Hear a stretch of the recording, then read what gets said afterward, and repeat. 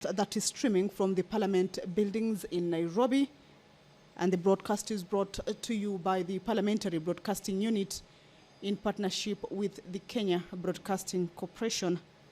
Welcome for these proceedings.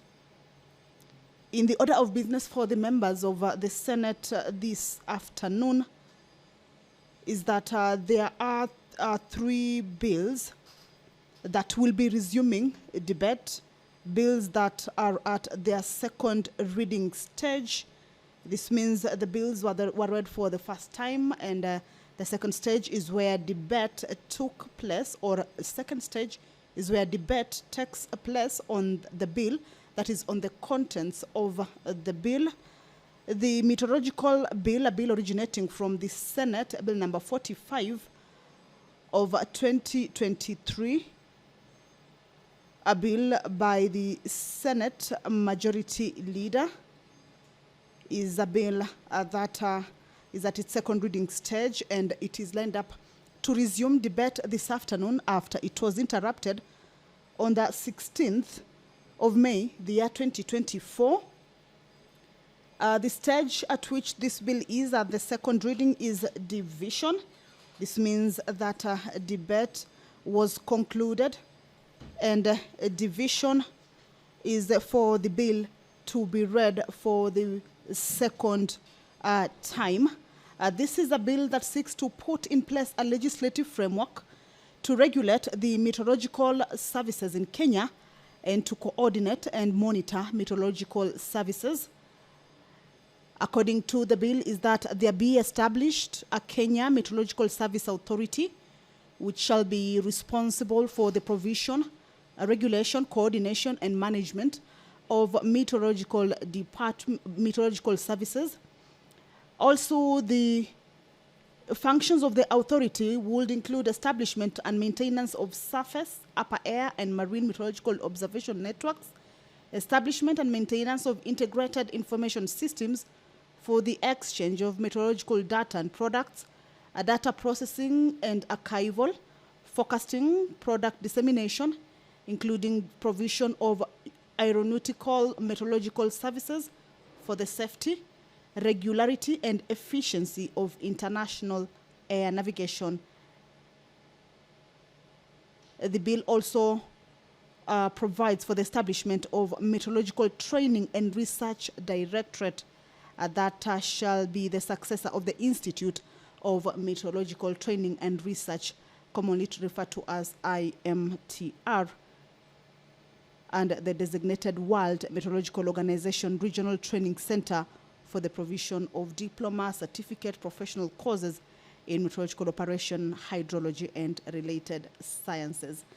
This is a bill that will go into division this afternoon for it to be read for the second time and proceed into the next stage.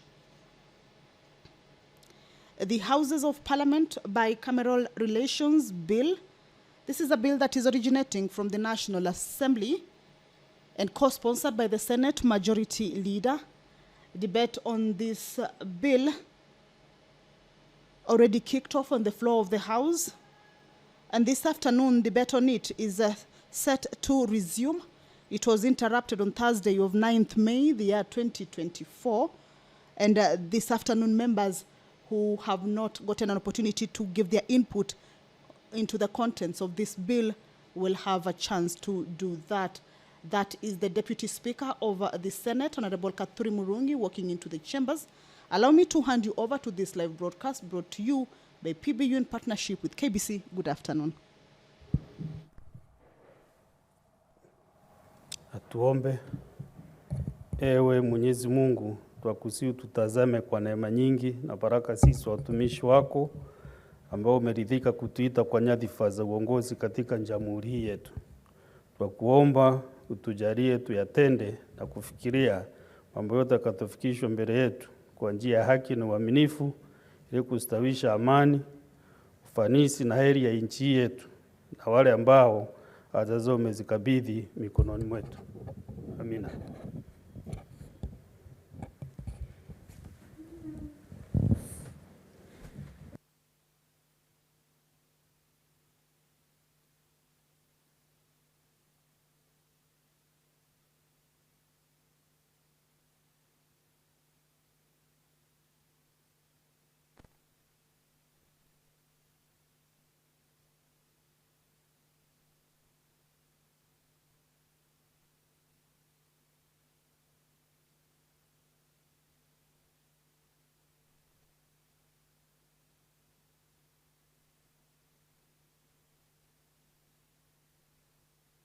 Can I confirm whether we have quorum? My eyes cannot be able to see nicely. Ring the quorum bell for 10 minutes.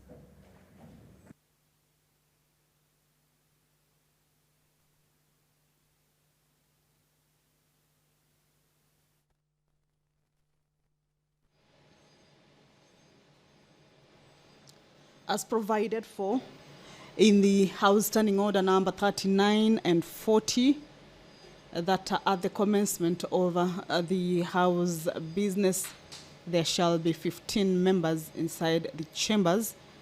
And after the prayer is said and the chair taken, if that quorum is not present, then that will necessitate a quorum bell of 10 minutes. This is, of course, to give room to the members of the Senate who may be within the precincts of Parliament, but yet to make their way to the chambers to do just that. As you can see, a few members, or rather just a few members, are in the chambers. They are not yet 15, but that bell should be able to alert them that their presence is highly required inside the chambers. And as the bell is on, then we will be seeing the members getting into the chambers. Once that number is achieved, I will directly hand you over to these live proceedings. But back to the business onto which the members of the Senate will be transacting this afternoon. As indicated earlier, is that 3 bills on their second reading stage, at which debate had already started. The meteorological bill, Senate Bill number 45 of 2023, debate on it is concluded, and this afternoon there will be division on whether the bill be read for the second time. That is the Senator for Mombasa County, Mohamed Faki, who has walked in. The Houses of Parliament Bicameral Relations Bill. This is a bill that is originating from the National Assembly, Bill number 44 of 2023, and co-sponsored by the Senate Majority Leader. On this bill, a debate has been on the floor of the House. That is Vihiga Senator and Embu Senator there walking in. Debate on this bill has been on the floor of the House, rather that is Kitui Senator, I beg your pardon. So the debate on the Houses of Parliament Bicameral Relations Bill, a bill originating from the National Assembly, has been on the floor of the House, but was interrupted on the Thursday of 9th May, the year 2024. And this afternoon it is set to have that debate resume with the members who may have not been able to give in their views and opinions on the contents of the bill to get a chance to do that. This is a bill that seeks to provide for a framework for determining the nature of a bill. Remember, bills at the Parliament originate from either the National Assembly or the Senate, being a bicameral house. And this bill includes to provide a framework for determining the nature of a bill, defines the bill that are considered only by the National Assembly, defines bills that are bills not concerning county governments, and also defines bills concerning the county governments. Also outlines matters relating to publication and the enacting formula for bills and acts of Parliament, so as to standardize the practice between the houses. These matters were previously expressly provided for in the Constitution, that is before the 2010. The bill also provides for the publication of bills originating from either House of Parliament. This is either the Senate or the National Assembly. The enacting formula and imposes timelines for such publication to cure scenarios where the government printer at times delays in the printing of bill requests. So these are some of the contents of the bill in the clauses, and the members will resume debate on it as indicated in the order of business to be transacted in today's afternoon sitting. The Public Transport Motorcycle Regulation Bill, this is a bill that is originating from the Senate, Bill number 38 of 2023. This is a bill by the Kakamega Senator, Honorable Dr. Boni Halwale. Also, debate on this bill already started at the chambers this afternoon. Business will be a resumption of that bill or of that debate that was interrupted on Thursday of 16th, the month of May, the year 2024. And this bill seeks to put in place a legal framework to regulate the use of motorcycles, commonly referred to as border borders, in Kenya by introducing new provisions for their registration, operation, and safety at the county level. This bill provides for the establishment, composition, and functions of the County Motorcycle Transport and Safety Board in every county. Also, the responsible or also provides that the board shall be responsible for the regulation, management, and coordination of all matters relating to the border transport sector within the county. This bill also, or the contents of this bill also indicate that a person shall not operate a border unless they have successfully completed a training course approved by the board.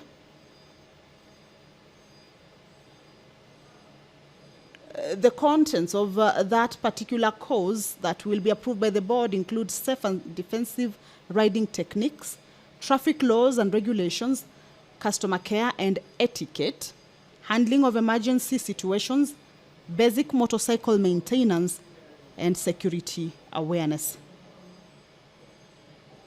There is a clause also that provides for the responsibilities of the owner, the rider, and the passenger of a border.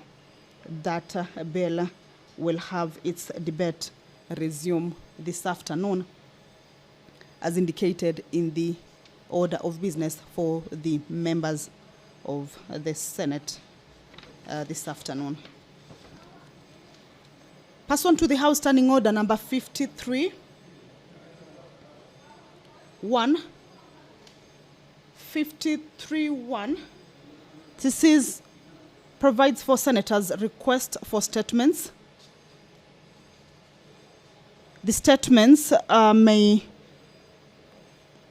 are statements for a committee, and the issues that may be addressed in the statements could relate to any matter under. I've quorum now. Clerk, call the first order. Order number 1, administration of oath.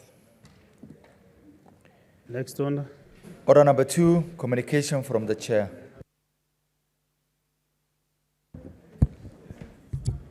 Honorable Senators,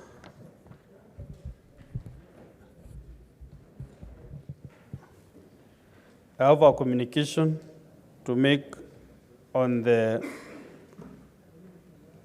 communication number 21 of 2024 on the membership to the Mediation Committee on the Division of Revenue Bill, National Assembly Bills number 14 of 2024.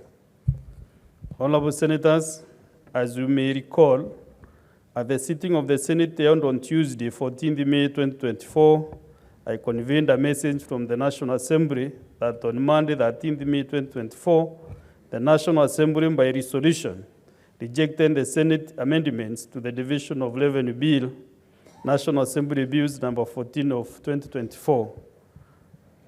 Consequently, the bill was committed to a mediation committee in accordance with the provisions of Article 112(2)(b) of the Constitution. Senators, you can have your seats.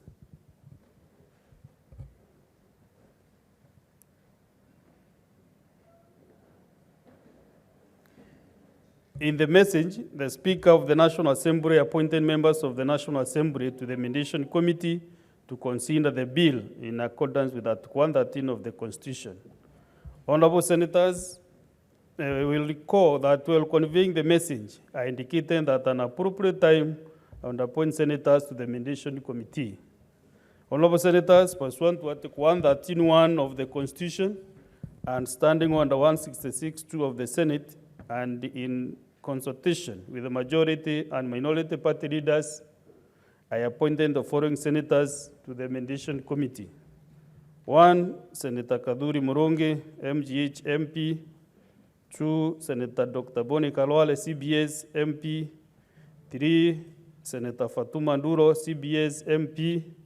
4, Senator Jackson Mandago, NGH MP. 5, Senator Mohamed Chute, MP. 6, Senator Edwin Sifuna, MP. 7, Senator Moses Kajwang, MP. 8, Senator Agnes Kavidu Mudhama, MP. And last but not least, 9, Senator Andy Okech, MP. Vindileta reference SCN/L and P/MC 2024-03, dated 16 May 2024. The aforementioned names were communicated to the National Assembly.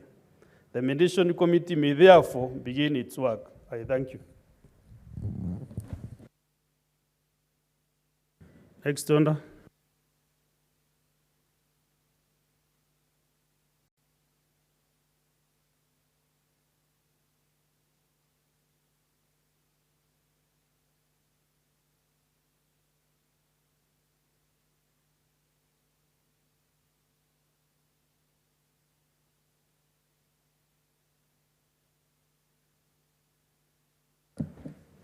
Honorable Senators, I'll just 2-3 comments, starting with the Deputy Minority Leader, Senator Wambua Kio. Is it Kio or Kio? It's Kio, Mr. Speaker. Kio. And I thank you, Mr. Speaker, for indulging us to just make brief comments on, which is really just a procedural communication from the chair. Mr. Speaker, the names as read by the chair, the members that have been appointed to this mediation committee, I think the Senate has put its best foot forward. We have nominated, in fact, when you look at that list from number 1 to number 5, they are all titled leaders. The Speaker, the expectation of this House, as we release this team to go and mediate, is that they should go with a firm position, not an inch more, not an inch less.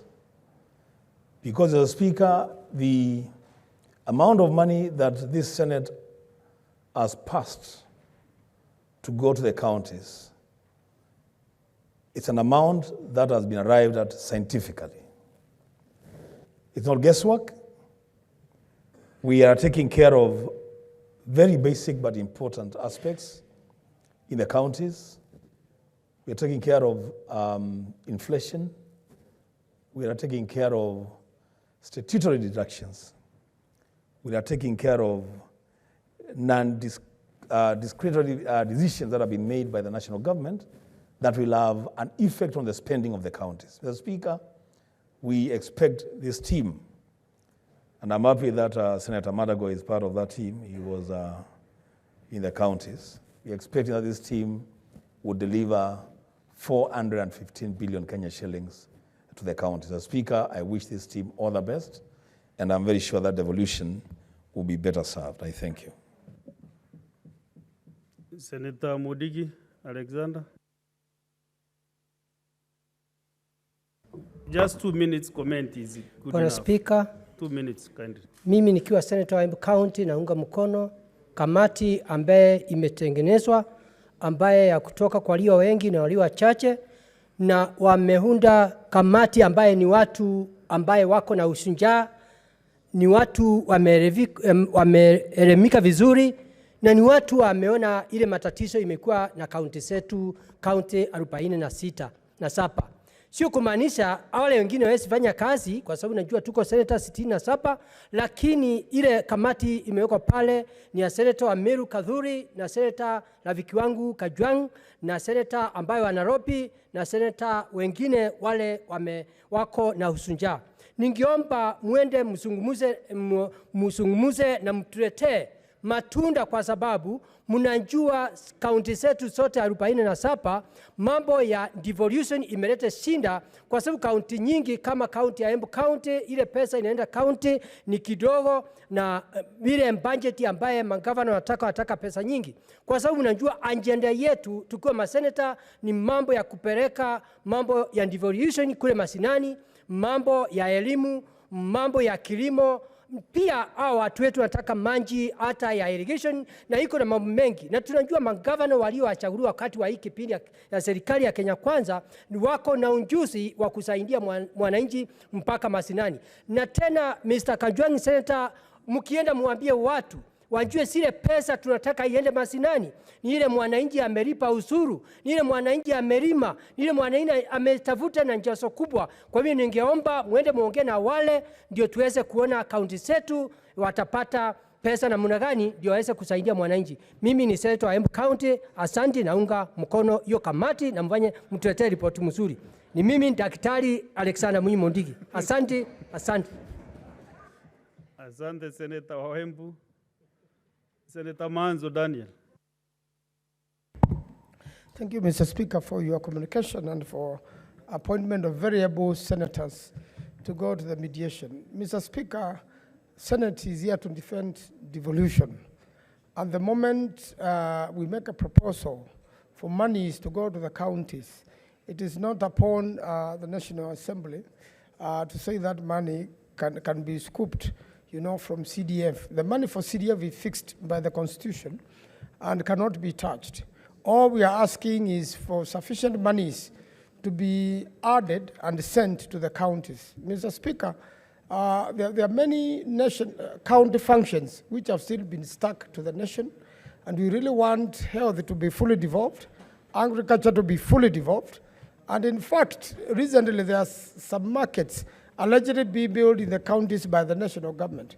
Mr. Speaker, it puts the counties in a very difficult position that these markets have to be designed from Nairobi, but the land they are going to be planted belongs to the counties, and the counties, it's as if they have no role. Mr. Speaker, we want the counties to take their rightful place, to take development to the people and at the grassroots. And therefore, these monies, I am urging that particular team, there is no budging, there is no going back.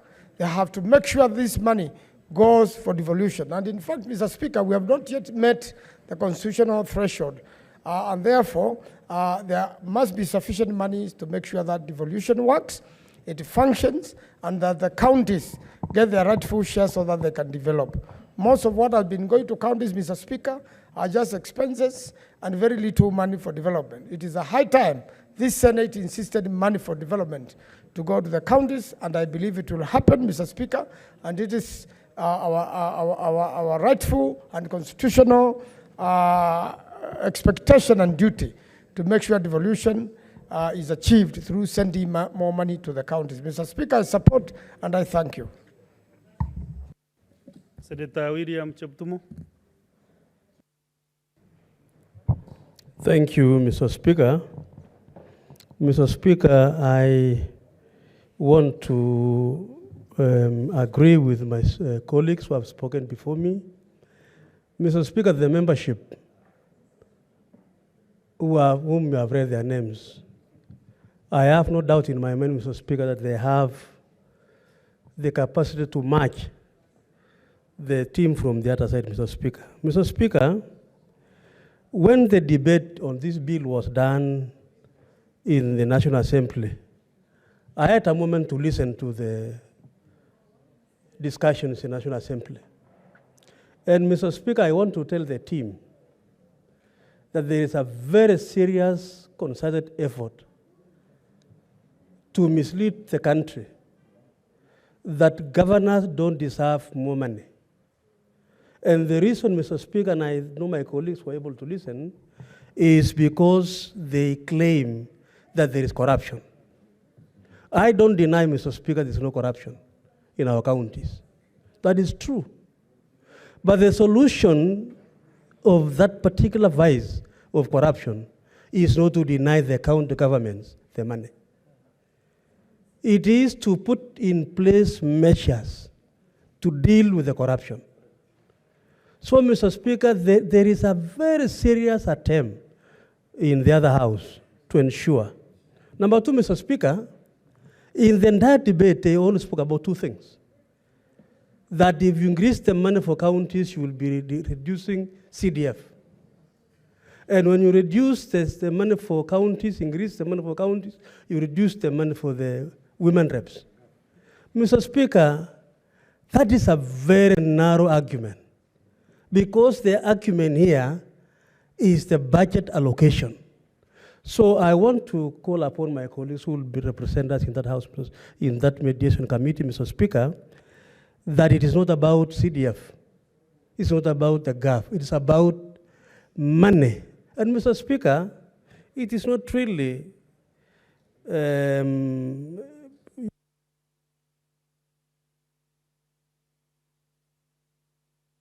maybe 1 minute.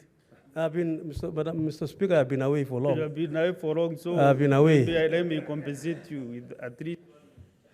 I've been indisposed for some time, but I thank God I'm back now. So, Mr. Speaker, it's a constitutional requirement. And Mr. Speaker, in 2010, when I was serving as the Deputy Minister for Justice, there was a serious cry to have county governments, so that, Mr. Speaker, we are able to take our resources back there. Let us not kill that particular very important principle. So, Mr. Speaker, I support it. Thank you. Senator Koiti Andrew Omtata. Mr. Speaker, sir, I thank you for the opportunity to contribute to this important issue. I listened to the list you have read out, and I have my total confidence in them, 100%, that they are going to represent the true position of the Senate on the question of funds going to the counties. Our counties are underfunded, irrespective of how their money is being used. The counties are underfunded, many services cannot be provided, and we need more funds to go down to the counties. And as I have observed before, even the revenue, the calculation of the revenue has been manipulated to leave out a very big chunk of national government revenue. So the 15% we are talking of, at least 15%, is not even pegged on the true picture of the revenue raised nationally. It's revenue which it's a revenue that the National Assembly decided should be the revenue to go to the counties. So, Mr. Speaker, sir, I am very happy I've chosen a team that I've got no doubt will not blink. And there's no room for blinking. We cannot blink. This is a case whereby if they don't want to give us the money for the counties, then let the budget sink. The time when we are taken for a ride are over. Those times are over, and we must get the counties getting at least the very minimum they require to survive. The figures we have were arrived at through a study. They are not random, and they cannot be randomly varied. Let the counties have their cake. As to what they do with the cake, that's the work of the Senate. We go down there and make sure that the money is used according to the law. Thank you, Mr. Speaker. There is a lot of interest on this matter. I'm afraid I might stop this at some point. Let's hear Senator Joe Newton. Thank you, Mr. Speaker, for the opportunity. I think I also want, first of all, to congratulate the members that have been named by the Speaker of this Honorable House to go to the mediation talks, Mr. Speaker. And like everybody else has said before me, these are members whose capacity and commitment cannot be doubted by anybody, Mr. Speaker.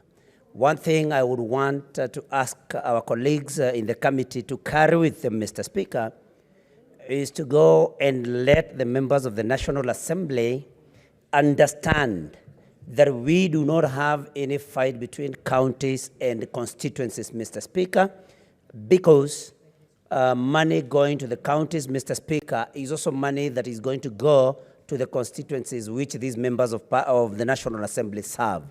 So, Mr. Speaker, I think we need to impress upon the members of the National Assembly that there is no hostility that should be entertained between counties and constituencies. And so, when they are looking at the monies that are going to be sent to the counties, Mr. Speaker, they should be friendly in so doing. Mr. Speaker, I have had many members of the National Assembly complaining in their counties, in their constituencies, of inadequate health facilities and medical care, Mr. Speaker.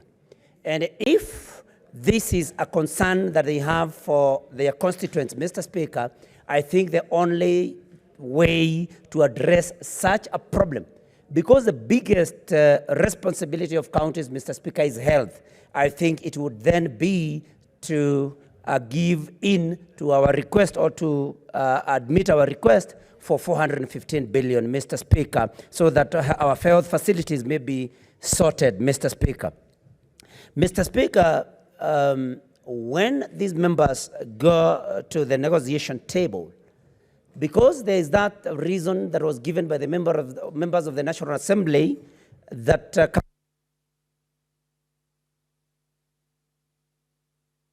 you know, once you get an opportunity, you should be able to engage what you can do in 2 minutes.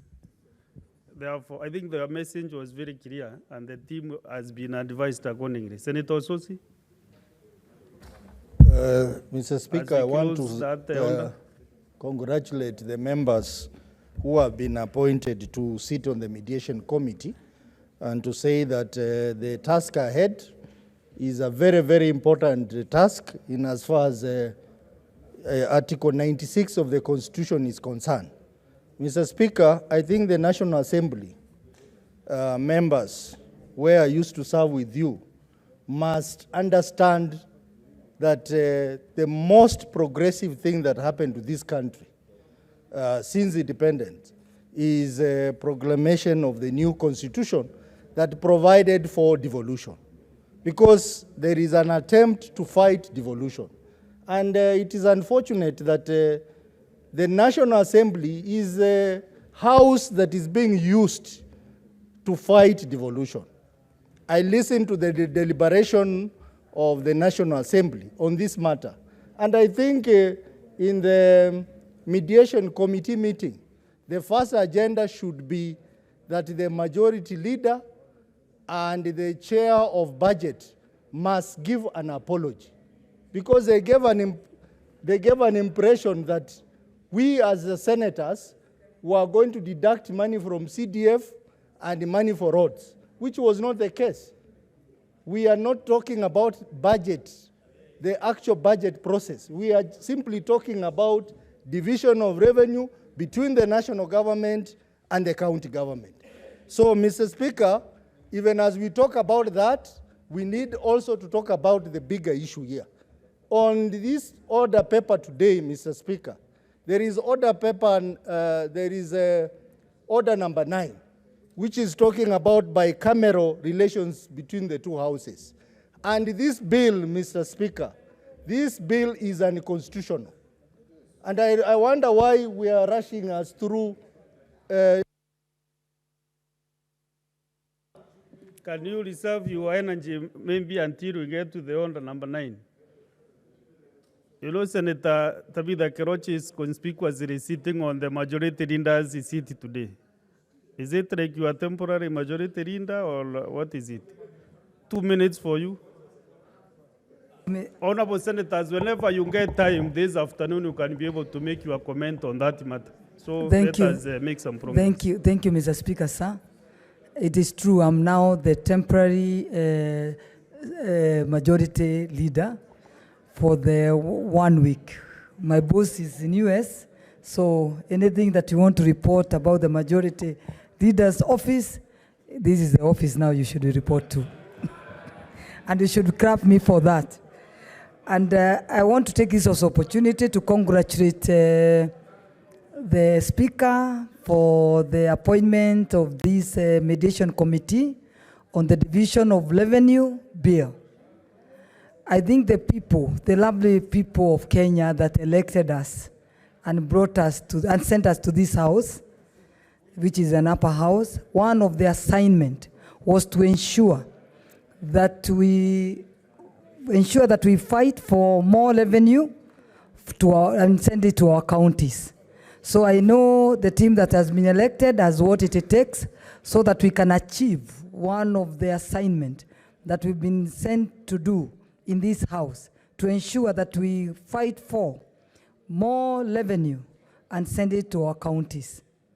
I think the other part is to ensure that money is, we as the senators, it's used for development to our counties, and ensure that our governors use this money for the development of our counties so that our people can benefit across Kenya. Because the counties rely on the CEO that has been appointed to represent the county, and that is the governor. So the next person who is there should do the oversight to ensure that money is utilized well, to ensure that it benefits our people. It is us, the senators. So let's do our work, and I'm sure the people that send us here will celebrate to know that they put the right people in this house. Thank you, Mr. Speaker, sir. Thank you. Thank you. Let's go to the next order. Country. Order number 3, messages. Next order. Order number 4, petitions. Next order. Order number 5, papers. There's the majority leader. The majority.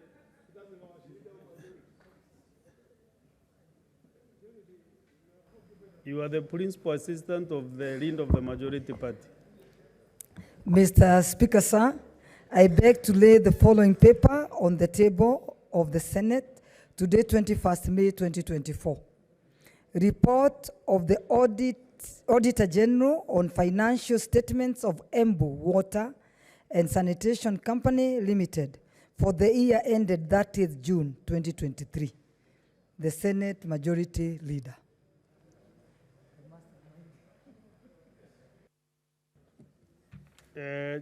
Chairperson, Standing Committee on Trade.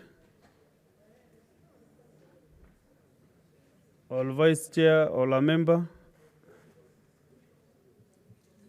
Chair, Justice, Legal Affairs and Human Rights. You have some papers today.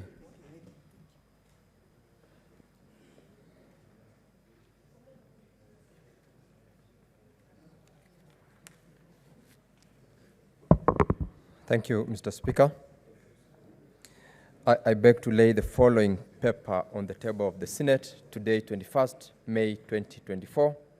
1, report of the Standing Committee on Justice, Legal Affairs and Human Rights on its consideration of the Statutory Instruments Amendment Bill, National Assembly Bills number 2 of 2023.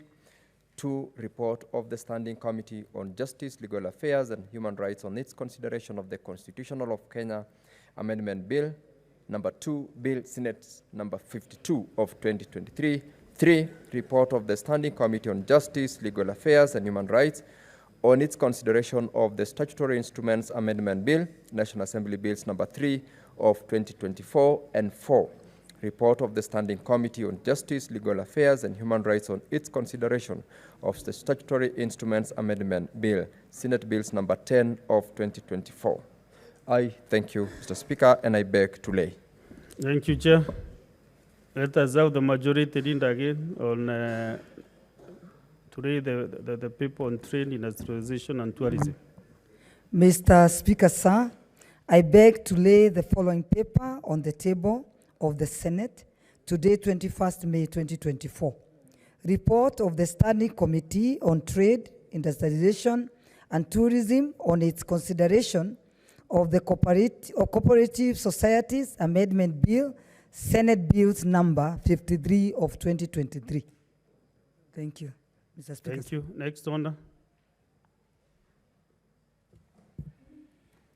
Order number 6, notices of motion. Next order. Order number 7, questions and statements. We have a statement and standing order 53-1. Senator for Kirinyaga County, Senator James Murango.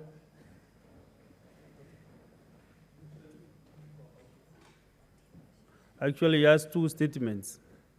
One to the Standing Committee on Devolution and Intergovernmental Relations, the other one to the Standing Committee on Justice, Legal Affairs, and Human Rights.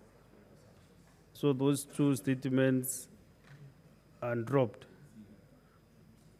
Next order.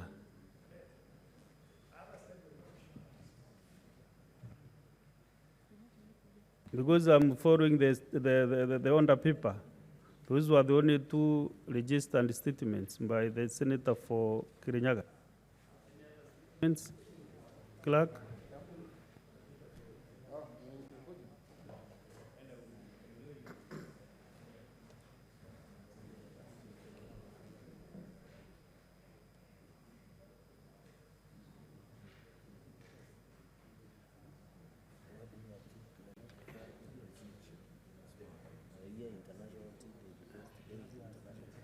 Who was the statement on the International Tea Day?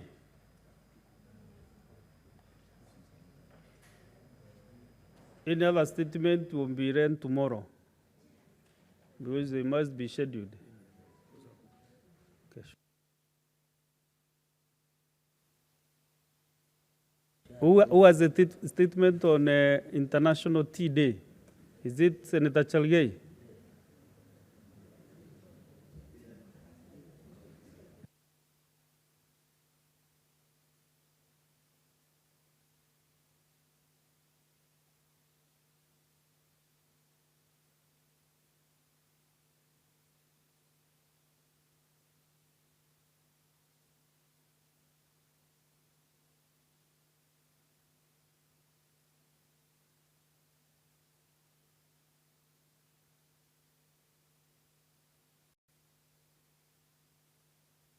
Senator Kisang, can you read your statement very fast?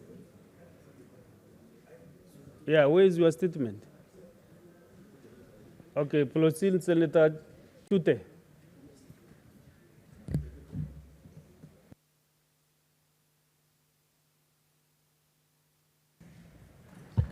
Thank you very much, Honorable Speaker. This is a request for a statement on payment made by the Marsabit County government to various suppliers for the financial year 2021, 2022, 2023. Mr. Speaker, sir, I rise pursuant to Standing Order 53-1 to seek a statement from the Standing Committee on Finance and Budget regarding payments made by Marsabit County government to various suppliers for the financial year 2021, 22, 23. In the statement, the committee should establish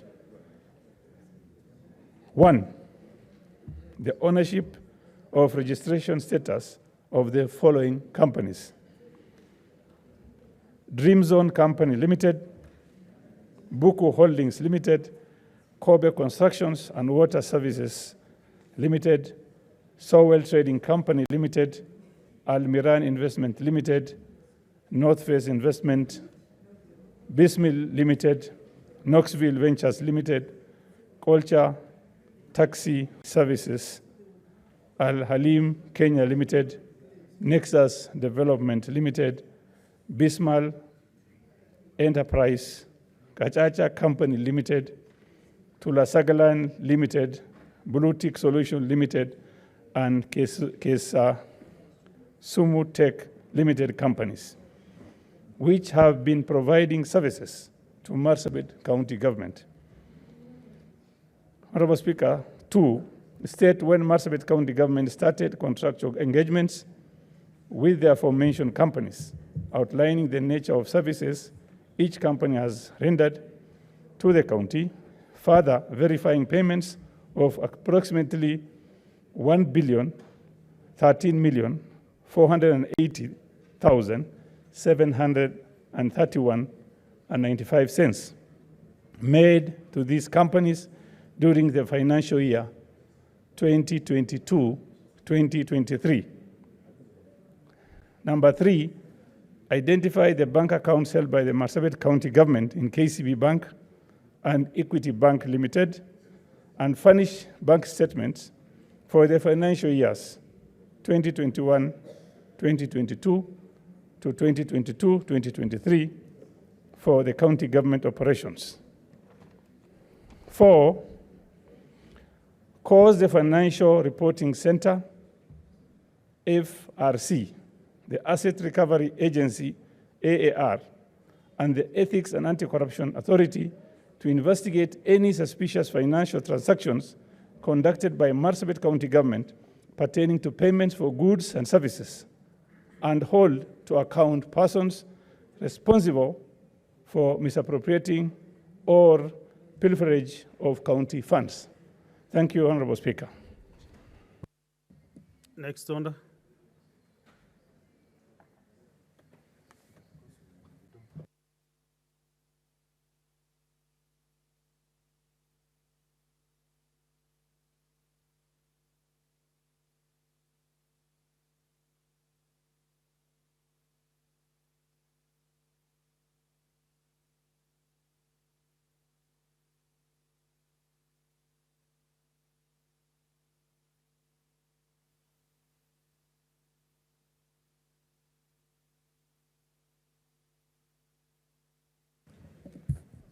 Okay, so by revoking standing order 45-2, we defer order number 8. We have no numbers for the division. Then we go to order number 9. Clerk, order number 9. Oh, you have to go.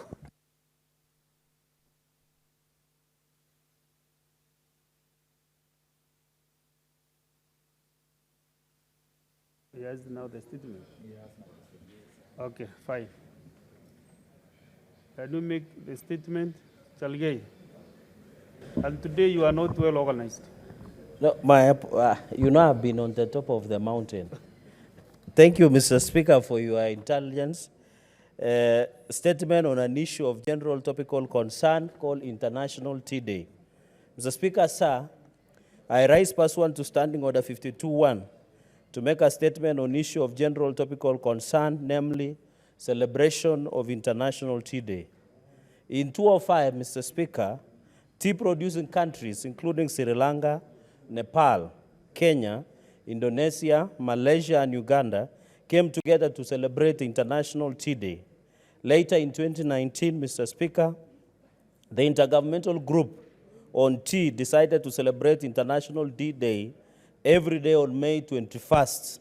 The United Nations accepted this celebration, and the first UN International Tea Day was celebrated on 21st May 2020. Mr. Speaker, sir, today, being 21st May 2024, we join the rest of the world in celebrating International Tea Day. We encourage Kenyans not only to produce tea, but also to be consumers of it. Besides its taste, tea has several health benefits, such as reducing the risk of heart attack and stroke, aiding in weight loss, protecting bones, preventing tooth decay and loss, boosting the immune system, soothing the digestive system, helping to battle cancer, and helping to relax the body.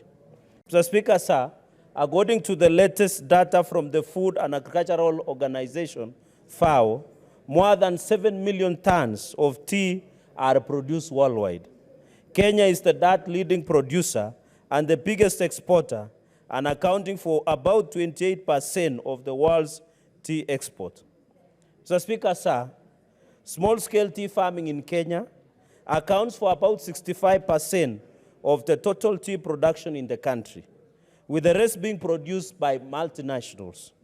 Over the years, the tea sector in Kenya has continued to be a major foreign exchange earner for over our country and has become a catalyst for the growth of rural area economies since post-independence.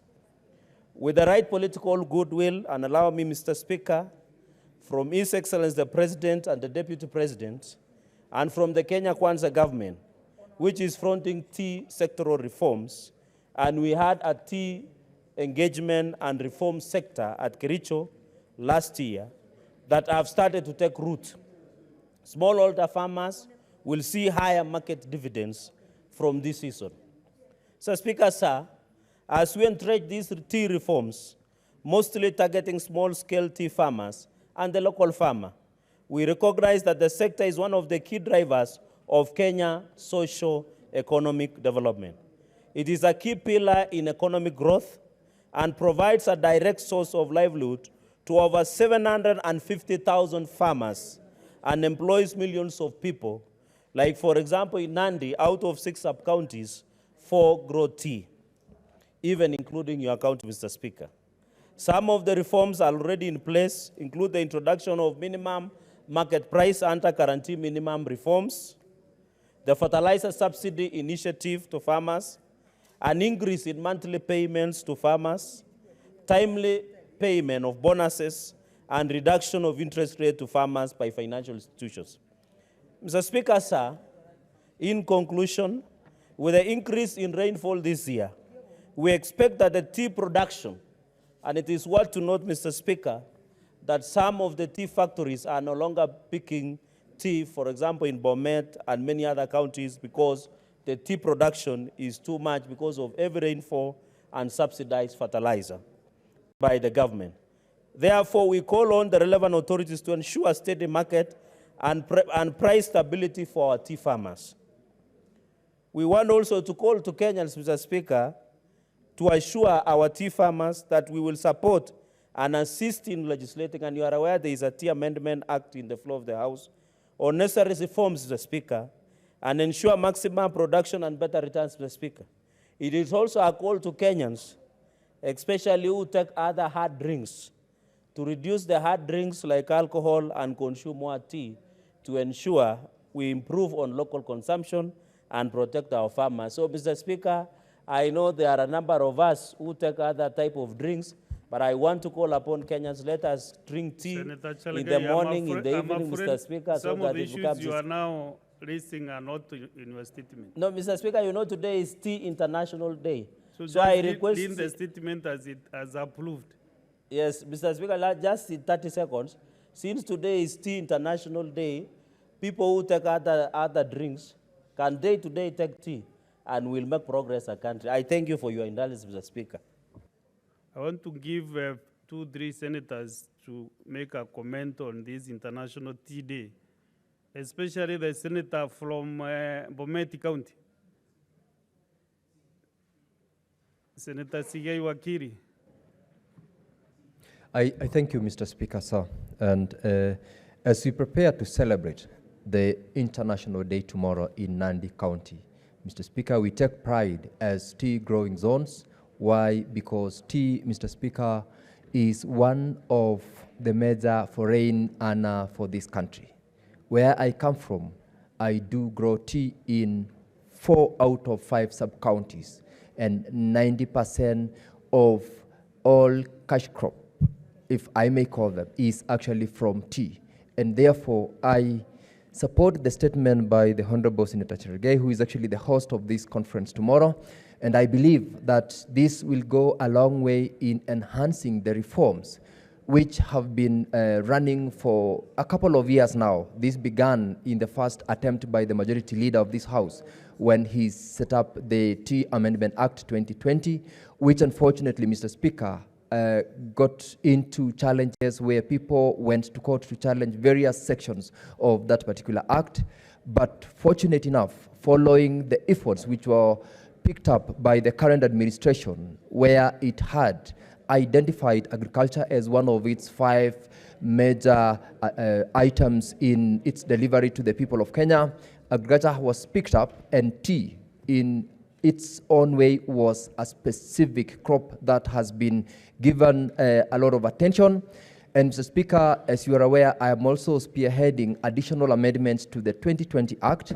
As we speak right now, all the parties that had filed various cases in court have agreed to a compromise. We have withdrawn all those cases, and we have reached a position where very many of the issues which had been raised towards the reforms in the tea sector have been resolved. I believe that the outcome of this conference tomorrow will highlight the very specific aspects that the tea sector in Kenya will be improved in order to make sure that we enhance not only the foreign earnings from tea, but also direct benefit to the farmers. I would encourage members who come from tea growing zones to participate in this conference and contribute towards ensuring that our farmers not only get support from the government, but also to have that personal commitment to ensure the sector is improved and supported. I thank you, and once again, I want to encourage Senator Cherargei to make sure that he fully engages the farmers so that it is not going to be a white-collar engagement, but a farmer-based kind of an engagement from the ground. Thank you, Mr. Speaker. Just in 2 minutes, you can be able to make that comment, Clerk. Kindly 2 minutes. Mombasa County is the highest beneficiary of tea that are produced in other counties. So, Senator Mohamed Faki, Asante what do Mheshimiwa you have to Spika. say on tea? Asante Mheshimiwa Spika kwa kunipa fursa hii kuchangia taarifa ya kusherehekea siku ya chai iliyoletwa bungeni na Senator Cherargei. Mheshimiwa Spika, Mombasa ndio soko kubwa kabisa ulimwenguni la chai. Na ni faraja kubwa kwa watu wa Mombasa kwamba kwa miaka sasa wameweza kuwa ndio wenyeji wa soko la chai ulimwenguni. Mheshimiwa Spika, sio chai ya Kenya peke yake ambayo inauzwa katika soko la Mombasa. Kuna chai ya kutoka Burundi, kuna chai ya kutoka Rwanda, kuna chai ya kutoka Tanzania, kuna chai ya kutoka sehemu nyingi ambao Mheshimiwa Spika hutumika. Chai zile hutumika kufanya mchanganyiko na chai ya Kenya, ndio ikawa chai ya Kenya imekuwa bora zaidi na pia kuboresha zile chai nyingine ambazo zinauzwa ulimwenguni. Mheshimiwa Spika, jambo la kusikitisha ni kwamba hivi karibuni kumekuwa na hujuma ya soko lile la chai katika kaunti ya Mombasa. Na hujuma hizi Mheshimiwa Spika zimechangia mataifa mengine kuweza kufungua masoko yao ya chai. Kwa mfano Tanzania wameweza kufungua mnada wao wa chai hivi sasa, na chai yao haiji tena Kenya kwa sababu ya masuala kama haya ambayo nayazungumzia. Kwa hiyo Mheshimiwa Spika, tunapoangalia kusaidia kuinua chai, ni lazima tuangalie pande zote mbili. Chai bila ya soko Mheshimiwa Spika haitaweza kumsaidia mkulima. Lazima chai ile ipate soko ambalo ni la kisawasawa, ambalo litaweza kumsaidia mkulima na yule ambaye anauza chai ile. Mheshimiwa Spika, hapa katikati kuna shirika la KTDA. Mheshimiwa Spika, juzi tulikuwa na mkutano na katika kamati ya leba ambapo kampuni moja ama shirika moja la chai ambalo linaajiri wafanyakazi Mheshimiwa Spika limekataa kulipa mfanyakazi kwa muda wa miaka 3 sasa Mheshimiwa Spika. Na walipoitwa watu wa KTDA walikuwa wanasema kwamba mfanyakazi huo si mfanyakazi wetu. Tayari kampuni ile factory ya chai ambayo inahudumu kule wamesema huyu ni mtu wetu. Kwa hiyo Mheshimiwa Spika, katikati hapa mashirika kama KTDA Mheshimiwa Spika ndio mara nyingi yanaweza kuhujumu zile juhudi za mkulima. Lakini Mheshimiwa Spika, pale katika soko la chai la Mombasa, wengi Mheshimiwa Spika pale wanatumia wakati wao kufanya utafiti wa kuweza kuona kwamba chai ile ambayo inakuja inaboreshwa. Kwa mfano Mheshimiwa Spika, hata hapa bungeni wiki iliyokwisha niliweza kuonyesha baadhi ya maseneta watumie chai ya hibiscus, ambayo hiyo pia ni moja katika zile chai ambazo zimebuniwa. Kwa hivyo siku hizi sio chai peke yake, lakini chai imeweza kulelewa kiasi ambacho utapata ladha tofauti tofauti za chai ambazo zinauzwa, na hii inachangia pakubwa kuipa Kenya fedha za kigeni. Kwa hivyo Mheshimiwa Spika, tunaposherehekea chai hii Mheshimiwa Spika, ni kwamba lazima pia tutambue mchango unaofanywa na shirika la East African Tea Traders kule Mombasa pamoja na soko la chai ya Mombasa, kwa sababu pale ndio wale ambao wanauza chai, wananunua chai, wanakutana na wale wanauza chai ili kuhakikisha kwamba soko la chai, Mheshimiwa Spika, linaendelea kupanuka. Asante Mheshimiwa Spika kwa kunipa fursa hii. Hapa namuona Deputy Speaker Emeritus Professor Margaret Kamal. Thank you, Mr. Speaker, for giving me the opportunity to say a few words in the celebration of tea. Tea, Mr. Speaker, has not only been the money maker for this country, but it's been a beverage that every Kenyan loves. We know we have our own way of making tea, and even when you are out of this country, people talk of the Kenyan tea and the way Kenyans mix their tea. And so this is something that is worth celebrating. And even as we celebrate, Mr. Speaker, we know that there are areas in this country where there are no cash crops, and we want to encourage that cash crops can spread. And tea is one of those which grows in most corners of this country. In fact, Mr. Speaker, I was in Embu the other day, and I have shared this with Senator Mundiki, that I went and discovered something I didn't know. A plant that looks like tea, but is called mogoga. Mr. Speaker, my discovery of mogoga was very interesting because as we were driving, we met a lot of vehicles that were running in supersonic speed. And I said, what is it that these people are rushing? Then they said, it's something called mogoga. So I asked to be taken to a farm to see this plant. When I saw the plant, it looked like a very healthy tea crop. And I'm saying this.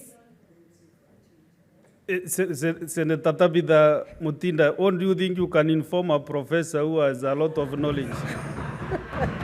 I don't love because she must accept first that she needs your information. Thank you. I'm also following the roots of becoming one. But you know, from where we come from, me and you, from the great county of Meru, it's also good that Professor notes that we also have tea in Meru County. So not only she saw mogoka, but we also have tea. No, she saw mogoka in Embu, not in Meru. She mentioned Embu. Thank you, Mr. Speaker. And I thank her for that information because I don't know why she read my mind. That I wanted a replacement of mogoka with tea. Not only in Embu, but also in Meru. Because when I saw this plant in the farm that I went to, it was a very healthy bush. I told them this is tea. They said, no, it's not tea. But I asked the lady, the owner of the small acre that she had. She said the only problem is that my son has also become an addict to this one. So I said, what is it? He said, yes, we have been planting it, but he has become an addict and is causing problems. Tea does not cause any problems. Mr. Speaker, it is the best drink. So I want to encourage that where we can plant it, if we can replace these other plants that seem to be addictive to our youth and seem to be messing our youth, let's spread out. And in fact, when I came, I reported the same to my colleague senator from Embu, and I said, there's a plant that looks like tea. Why don't we go for tea? And I really would like to encourage him that as we celebrate this, he actually goes down to the ground and encourages people, because where that plant grows, I think we can have the best variety of tea, the best, because that plant is so healthy, except for that idea that it's very addictive, and our youth seems to be derailed because of that. Mr. Speaker, I thank you. I can see my colleague wants to respond. Thank you, Mr. Speaker. Senator Professor Kamal, you know, now you have mentioned Mundiki 5 times. And he must didn't get 2 minutes to say something. Asante Bwana Spika, naunga mkono siku ya kesho ya kulima wa majani, na katika Embu County tuko na 4 sub county, Manyata na Runyenje huwa napanda majani, na mambo ya ajabu. Miaka mingi wamekuwa wakipanda, na hiyo wakati tulisaliwa tulikuta watoto wakifunzwa na hiyo pesa ya manjani, lakini wakati huu ni aibu kubwa sana, kwa sababu unakuta kilimo ya manjani inaendelea kusoroteka na unakuta ile bei inaendelea kuwa chini. Lakini naunga mkono siku ya kesho wakiendelea pia wataongea vile kilimo ya manjani itaweza kushukuru njia ile inafaa, ndio bei iweze kusaidia wakulima wa manjani. Kama kuna mtu anaumia ni mtu wa kilimo ya manjani, kwa sababu anaamuka saa 11 wakati mvua inanyesha, na pia ni watoto, ni watu wazima, na pia wazee na akina mama. Na wakati ule mwingine wakienda kuuza unakuta mpaka hiyo kila siku mpaka hiyo vitu iweze kutoroka na iende iuzwe, na unakuta kuanga hasira nyingi sana. Kwa hiyo naunga hiyo mkono, na pia bei iweze kuangaliwa. Na pia ukienda parapara ile magari inapitia inakuwa na shinda mambo ya CDF na pia ya county na national government, hiyo maparapara inafaa iangaliwe. Pia Bwana Speaker, nataka nikosoe Senator Kamaro Professor kwa kutanja mambo ya mogoka ama miraa katika Mount Kenya. Kanidhi, hiyo ni kilimo yetu. Unakuta wakati wa zamani watu wa chini ilikuwa ni maskini, lakini leo tunataka iwe value addition, tuweze kutengeneza kama ni juice na chewing gum na zile vitu zingine. Kwa hivyo ningeomba Senator, wakati tutalete hiyo mbilo hapa, ningeomba vile nimekuwa nikisaidia nyinyi na kusupport mbilo zenu, hiyo mbilo ambaye wakati itakunja ningeomba mnisaidie iwe maseneta 27 ama mara 30. Kwa hiyo Bwana Speaker, nataka nikosoe Professor Kamal, hiyo ni vitu ambaye ilikuwako hata wakati wa zamani. Kwa hivyo Bwana Speaker, naunga mkono ndio tuweze kusaidika. Asante. Ni mimi Deputy Party Leader Alexander Munyimondigi. Senator Faki, hoja ya nidhamu ni juu ya nini? Ni juu ya, ningetaka kuuliza kama ni haki kwa Seneta Mundigi kusimama ndani ya bunge hili kutia sherehe kwa mmea ambao kulingana na Narcotics Act ni dawa ya kulevya, inahusiana na dawa ya kulevya, Mheshimiwa Spika. Na hata hapa bungeni Mheshimiwa, what is your point of order? Anapotosha taifa kwamba ni mmea ambao unafaa watu, Mheshimiwa Spika, kwa sababu mihadharati ni jambo ambalo limepigwa marufuku na Narcotics Act. Kwa Mheshimiwa Spika, hii mugoka Senator Faki,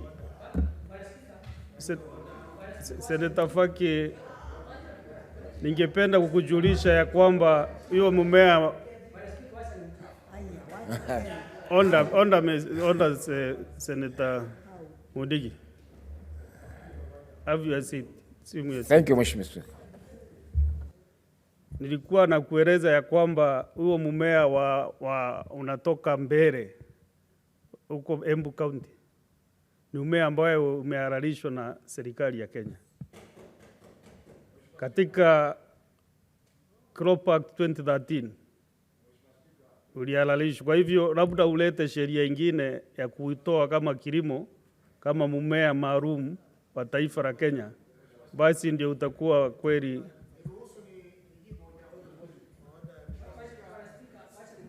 No. Both of you out of order. Please. You executed your point of order, Senator Mohamed Faki.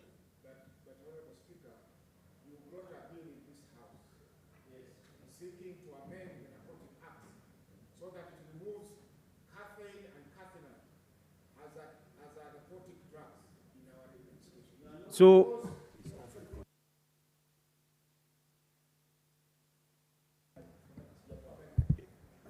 sababu unajua wewe nimekuwa na wewe weekend mzima, na kwa hivyo sipendi kuhujumu ama iwe ya kwamba sikupi ruhusa kuongea, lakini naomba tafadhali tupige hatua kwa sasa.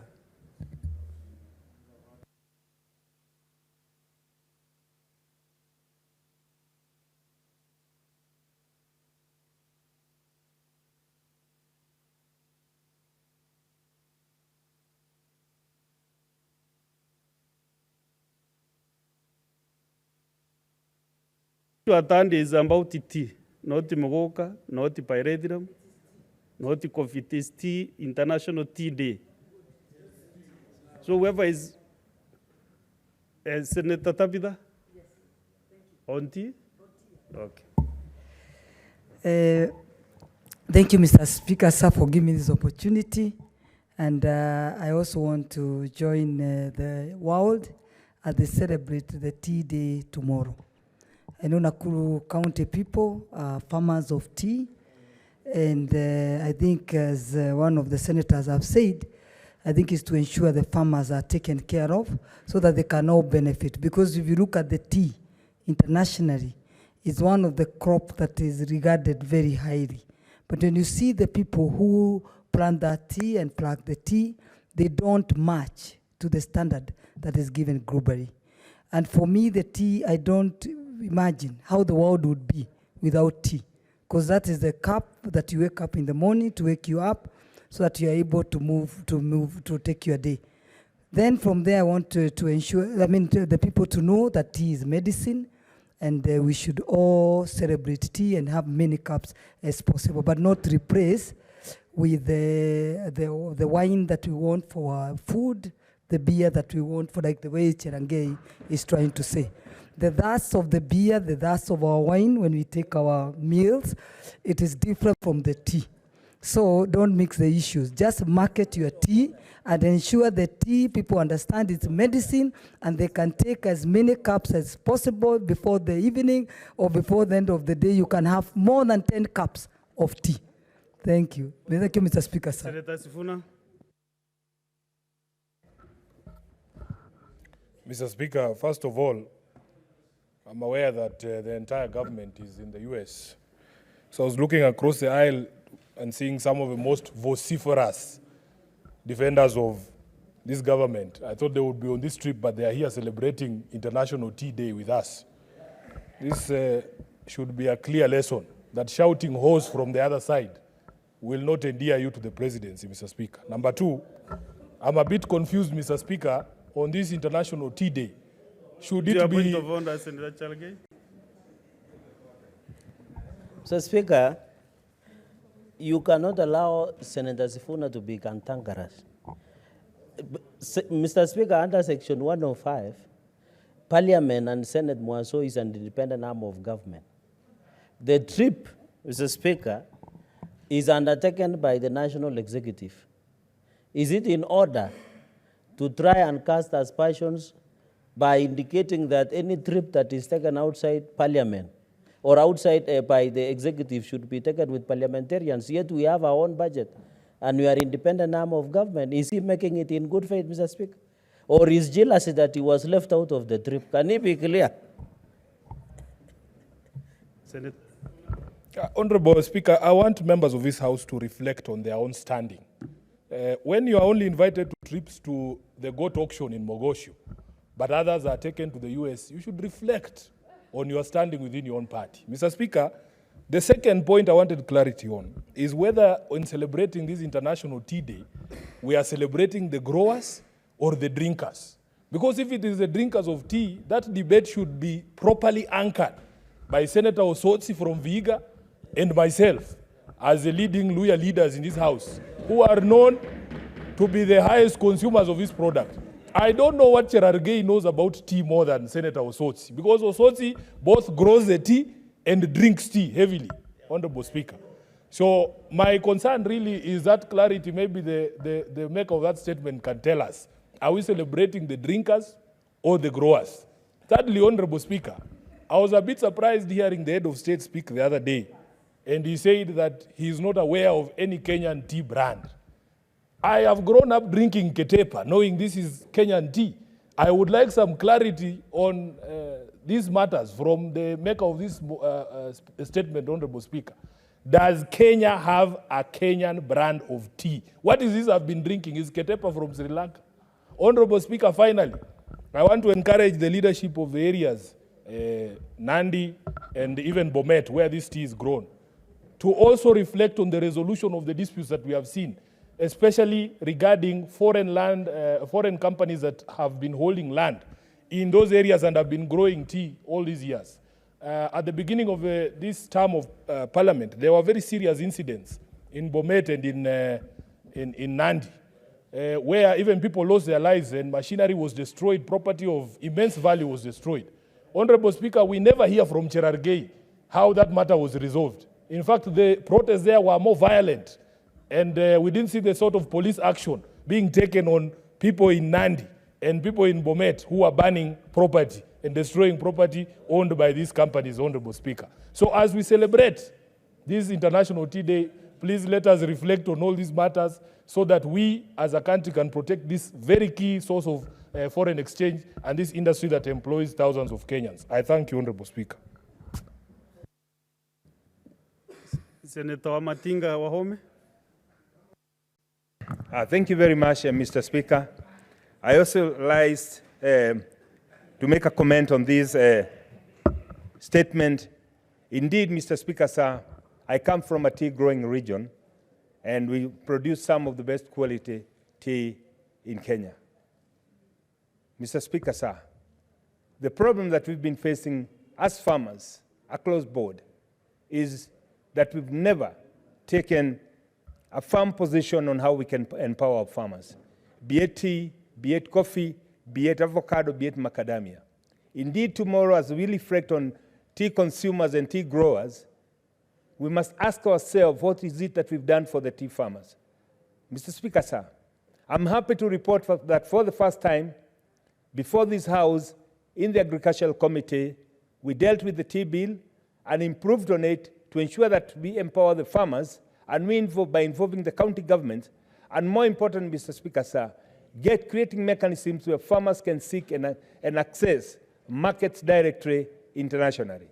But as we do that, Mr. Speaker, it is also important to ask ourselves whether we've been doing enough to ensure that value addition in our produce, be it tea, be it coffee, be it macadamia, be it avocado, whether it does with a bit of attention and the diversity of knowledge in this House, we can be able to unleash our farmers by ensuring that the value chain that will unleash the farmers gets down there. As we also do that, it is important also to report that for the first time, we have a government in place that is and has come with a lot of political goodwill to ensure that the farmers of this country do not only get their rightful dues, but they do access and they are represented in the markets, in the boards that have been formed, and their voice is heard. Mr. Speaker, sir, for a long time, farmers have been left in the peripheral. Decisions have been made in Nairobi, they've been implemented down there. But now, with the transformative bottom-up economic approach, now farmers are participatory and in a collaborative manner being engaged so that they become decision makers for the decisions that will influence them. Additionally, Mr. Speaker, sir, we've seen the Kenya Kwanza government strengthen the cooperative movement through its leadership, and that will ensure that farmers are able to live from their collective bargain by ensuring that they pull together their resources so that they can make better bargains and also achieve economies of scale. Finally, Mr. Speaker, sir, we've also seen that the government has endeavored to bring affordable fertilizer, subsidized fertilizer, though there are some people who have tried to abuse the mechanism. It has indeed improved the yield, and that is evidently clear. We can see that from the previous harvests, we have better yield, better quality, and most importantly, the farmers have been able to increase their income. And with that, Mr. Speaker, sir, I support. Thank you. Senator Buru Oginga. Yeah, thank you, Mr. Speaker. Mr. Speaker, I also used to grow coffee in Nandi, and I still have, I'm a farmer in Nandi, Mr. Speaker. And Mr. Speaker, sir, I want to comment about this International Tea Day, because, Mr. Speaker, Kenya produces very high quality tea. And internationally, Mr. Speaker, Kenyan tea is used for blending other low quality teas. And so much so, Mr. Speaker, that which do not of tea have what is called English tea. And English tea is sold as one of the best teas in the world, Mr. Speaker. And yet Britain does not even have a single tree of tea in their country. Mr. Speaker, this is because of the trade barriers. Mr. Speaker, when it comes to protectionism, international, even in the WTOs, it is a very, very big argument that the developed countries where we export our goods, they want us to continue as appendages of raw material, supply of raw materials to their industries, thus creating jobs in their own countries. And Mr. Speaker, they want us to be exporting raw tea. That is why I think Honorable Sifuna was asking, where is the Kenyan branded tea? I mean, what is the brand of Kenyan tea internationally? Internationally, we might not have. We only have Ketepa here locally, Mr. Speaker. But when you want to export tea, processed tea, high quality tea of Kenya, they put very high tariff barriers on the teas so that you cannot access the tariffs that they put on the tea. So they want you, they come here in Mombasa, tea is auctioned raw, and Mr. Speaker, our farmers don't get value for their sweat. Mr. Speaker, it is high time that we negotiated jointly as Africans and as the third world and agreed on how to pressurize that market, because they bring their goods here with very, very low tariffs. We give them very, very nice terms under the EU agreement and so on and so forth. But when we want to send, because we don't have so much industries, Mr. Speaker, our only exports are agriculture. So when it comes to agriculture, they want you to just supply raw materials raw without value addition, Mr. Speaker. And they make it extremely difficult for you to access their market if you process, if you do value addition.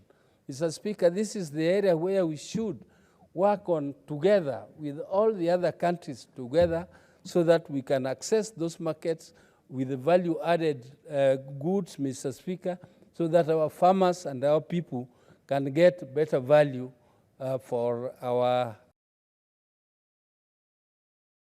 Thank you, Mr. Speaker. Let's go now to Bungoma County. Asante Mheshimiwa Spika kwa nafasi hii. Mheshimiwa Spika, wengi wametaja na kusifia kunywa ama kubugia chai, aina yoyote ya chai. Lakini Mheshimiwa Spika, katika kizazi hiki katika serikali ya Kenya Kwanza, japo tunasherehekea siku ya kimataifa ya chai, lazima tuhakikishe kwamba katika vitongoji vya nchi hii wakulima na wanywaji wa chai wanajivunia vinywaji hivi. Mheshimiwa Spika, katika bonde la Ufa katika Mlima Kenya, miundombinu na msingi imewekwa imara kwa linda wakulima wa majani chai na viwanda vya majani chai. Lakini katika mkoa wa Magharibi, Mheshimiwa Spika, mambo ni tofauti. Japo tunasherehekea kimataifa, kimashinani watu wa mkoa wa Magharibi wana maswali ya kuuliza. Katika mkoa wa Magharibi, hususan Mlima Elgon na vitongoji vya Bungoma, tulikubaliana na serikali kwamba ni lazima ama ni sharti kuwe na viwanda ama kiwanda katika mlima ili wakulima wa majani chai katika eneo hilo waweze kufurahia kama wenzio katika sehemu mbalimbali za nchi ya Kenya. Hadi sasa mfumo wa makadirio ya kifedha yamepita, lakini bado tunaishi kwa matumaini. Tunataraji kwamba isiwe hadithi ya matumaini ya mbwa kutamatika pale mlango unapofungwa na mlango wa jikoni, Mheshimiwa Spika. Sasa tunajadili umuhimu ama ubora wa majani chai, lakini hatuwezi kuwa na majani chai ambayo yana hali ya juu iwapo pembejeo ni gushi. Iwapo pembejeo hizi watu hawataki kuwajibika na kuhakikisha kwamba wakulima wa majani chai, wakulima wa pareto, wakulima wa kahawa wanapata mbolea ambayo inastahili na hivi kwamba viwe viwango vya kimataifa. Sasa japo tunafurahi, tuna changamoto kama serikali kuhakikisha kwamba tuendelee kufurahia kwa pamoja kwa jasho la haki. Pasio wakulima wanatoa jasho na wachache wanakula manufaa ya jasho la wakulima katika nchi ya Kenya. Sasa ni jukumu letu sisi wote kama maseneta katika jumba hili tuhakikishe tunawatenda haki wakulima, tunawatenda haki wanywaji wa chai na vile vile washikadau katika sekta nzima ya chai katika nchi ya Kenya. Asante sana Mheshimiwa Spika, nawatakia sikukuu ya chai. We have very few minutes to wind up this order. Daniel Manzo. Thank you, Mr. Speaker. Mr. Speaker, tea is a very important plant in the country, and I want to take a direction of tea growers, the farmers themselves, Mr. Speaker. And in the last 10 years or so, there has been issues, although most of them have been sorted out either by legislation or by management or by government, where tea farmers were not getting a proper deal from their sweat. And Mr. Speaker, my first trip to Meru was with you when we were going to sort out a very urgent matter on tea growers. And we went to your constituency with yourself and quite a number of members of parliament, and the farmers came out strong, Mr. Speaker. And with your leadership, a solution of the tea farmers is to be found within 24 hours. They threatened to uproot all the trees, and they were now going to plant more profitable plants. Mr. Speaker, we should never find ourselves in that situation for tea farmers in the country, whereby when they sell their tea, Mr. Speaker, there are delays in their payment. Mr. Speaker, when they sell their tea, they should be paid the right value for the tea, Mr. Speaker. I know the tea is marketed in Kenya and all over the world, and for many years I've been in the Committee for Agriculture, and I'm very familiar with what is happening in Mombasa, in the tea markets, and also what is happening abroad in the tea auctions. Mr. Speaker, now our tea, and especially tea from Meru and Mount Kenya generally, is highly sold in Russia through Dubai. So our marketers have happened now to find a new huge market in Russia. And therefore, we should make sure that, Mr. Speaker, at all material times, that the farmers get value for their sweat, and they get value for what they work for, and they get value for their commodity. I thank you, Mr. Speaker. I support. Senator Kisang Kipkemoi. Thank you, Honorable Speaker. Honorable Speaker, also arise to make comments on the International Tea Day, and also to confirm that Elgeyo-Marakwet County, again, we are tea growing county. You know, we are known for other things, but we also grow tea, and we have one factory, and we are in the process of getting a second factory, Honorable Speaker. Honorable Speaker, as a country, you know, Kenya, we produce high-quality tea, as our colleague Senior Oburu has said. But the biggest challenge that we have is we export raw tea. England, UK is using our tea and processing and packaging, and they call it English tea. You go to UK and buy expensive tea, and the beneficiaries are not Kenyans who are growing the tea, Honorable Speaker. That's why it is very important that if there are any barriers that doesn't allow us to export our processed tea, that we do the way the President has done with the Japanese, the Toyota in Japan, Honorable Speaker, where they are coming to Kenya and set up a factory to manufacture spare parts. We also need to, if they don't open up and these barriers, then we make them to come and process the tea here in the country so that we can generate employment opportunities for our youth, Honorable Speaker.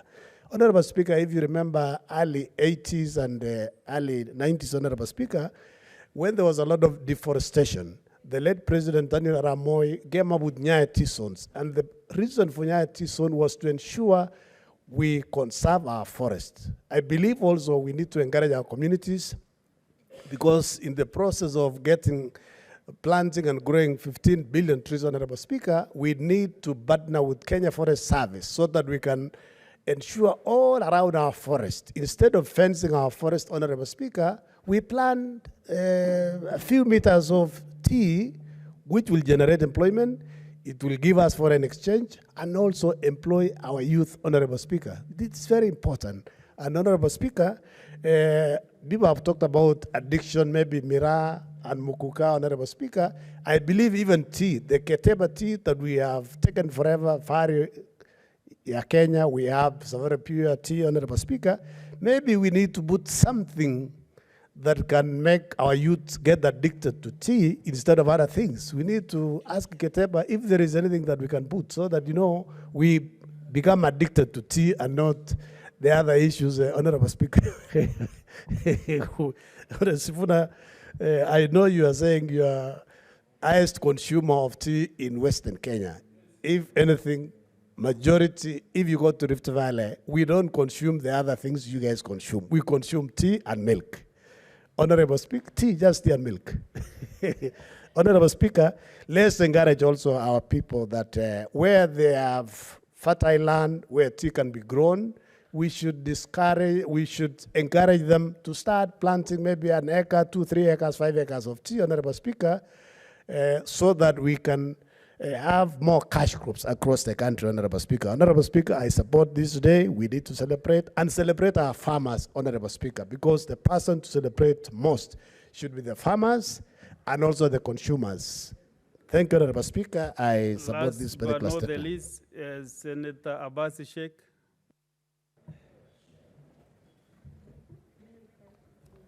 Thank you, Honorable Speaker. The tea growers think that only they have the right for tea only, while northern Kenya people are the highest consumers of tea. So I think I want to say that you should appreciate that we take a lot of tea, and we are marketing the tea of Kenya. Honorable Speaker, I think much has been said that the tea in Kenya, the Kenyan tea is actually of high value, and but the unfortunate thing is the tea is being monopolized by the multinationals that are growing it. The Kenyan farmers are disadvantaged.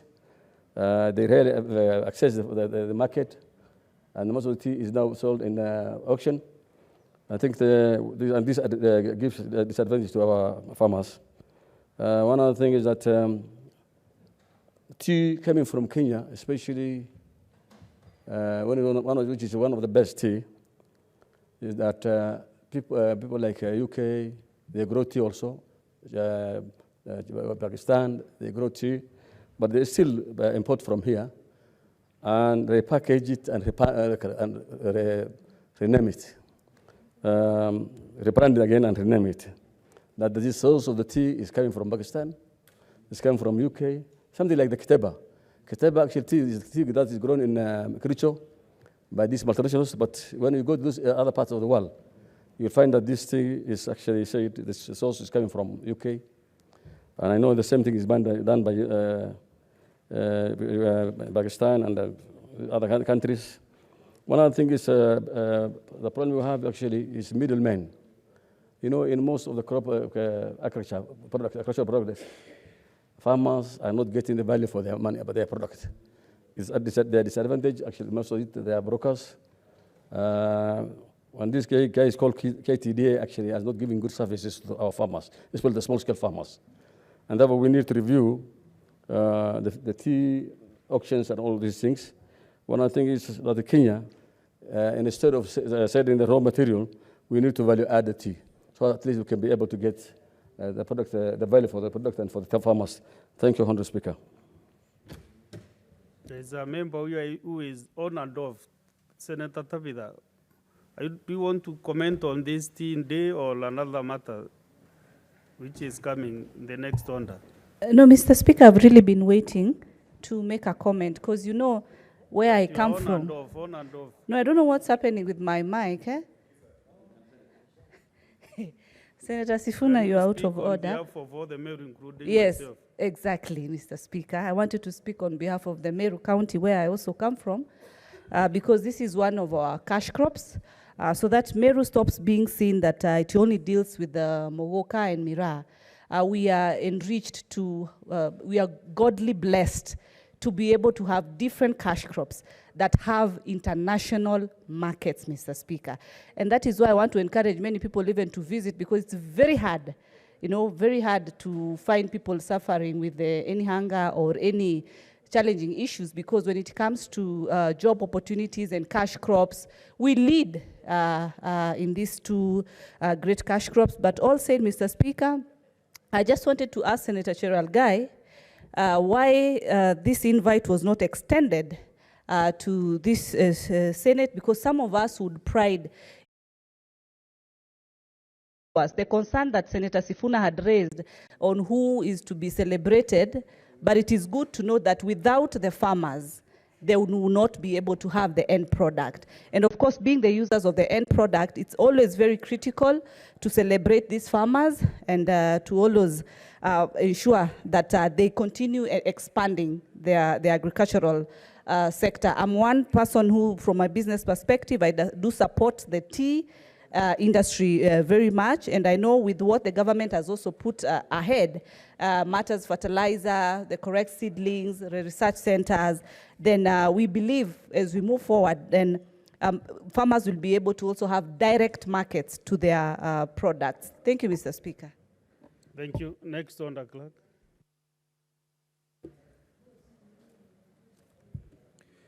Order number 9, the Houses of Parliament Bicameral Relations Bill, National Assembly Bills number 44 of 2023. Second reading.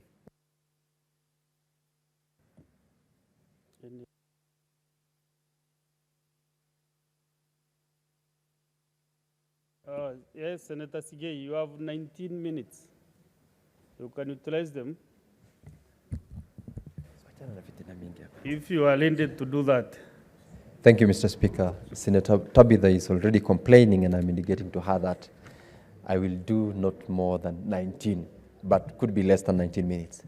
And Mr. Speaker, thank you for giving me the opportunity to speak to this very important and sad bill, particularly that has been brought before this House. And to start with, Mr. Speaker, I would like to ask the honorable members of this House to read the report that the Jailer Committee has tabled on this particular bill so that they understand the extent of what provisions the bill is seeking to. And while the majority leader, Mr. Speaker, was moving this bill, he did indicate to the House that over time there has been efforts made to ensure that the bicameral relations, that is the relationship between this House and the National Assembly, is harmonized so as to ensure that the legislative mandate of the two houses is in such a manner that it will be aimed at advancing the role of these two houses. Mr. Speaker, he went ahead to also confirm to the House that previously there have been efforts to indeed pass a legislation that would govern this particular relationship, and this is the Houses of Parliament bicameral relations, which is currently being debated. However, in the 12th Parliament, there was a bill that was passed by this House, determination of the nature of bills, procedure bill, Senate Bills number 30 of 2018, which this Honorable House debated and passed, but did not manage to be considered by the National Assembly. The reasons behind that inability to have it considered, Mr. Speaker, is what, in the view of our committee, is what informed the content of the present bill. And therefore, Mr. Speaker, I would like to ask, as I've said, the members to read the report, which the ultimate decision that the committee made is to reject this bill in its second reading. And the justifications, Mr. Speaker, are all running through from the provisions of the first clause to the provisions of almost the last clause, which in a short while I will explain and justify why the committee proposed that, or rather recommended that this bill be rejected in the second reading. Mr. Speaker, Article 94(1) of the Constitution of Kenya provides for the mandate of this House, and that particular mandate is exercised for and on behalf of the people who elected the membership to this House. That Article 94, read together with other provisions of the Constitution, provides for the bills that must come through this House, whether it is emanating from the National Assembly or whether it has started from this particular House and it goes down to the National Assembly. This particular bill, Mr. Speaker, has in its provision tampered with that particular mandate of the House, and in the process has largely affected or will largely affect the legislative process, which this House will definitely have failed pursuant to the provisions of Article 96 in its role of protecting the devolution and the relevant other additional mandates of the county governments. Mr. Speaker, in essence, what the committee has come up with is to analyze each and every provision of the bill and has given its mandate, has given its recommendation in whether or not such a particular provision supports the mandate of this House or not. In our report, which is running through, Mr. Speaker, 3 chapters, we have had to analyze each and every of the provisions which has been provided for in the bill and given our recommendations. Mr. Speaker, one of the very critical provisions which we must analyze, and the reason why we are saying we should reject this bill is the provisions of Clause 6(2) of the Constitution. That seeks to say that the question about interpretation of whether or not there is an issue that must be determined by the speakers is, according to this bill, after the bill has been read in the National Assembly. And when we read the provisions of the Constitution, Article 110(3), and Mr. Speaker, you will allow me to refer to this for purposes of stressing the extent of the attack on the mandate of this House by this particular bill. Mr. Speaker, Article 110(3) of the Constitution starts by the words, before either House considers a bill.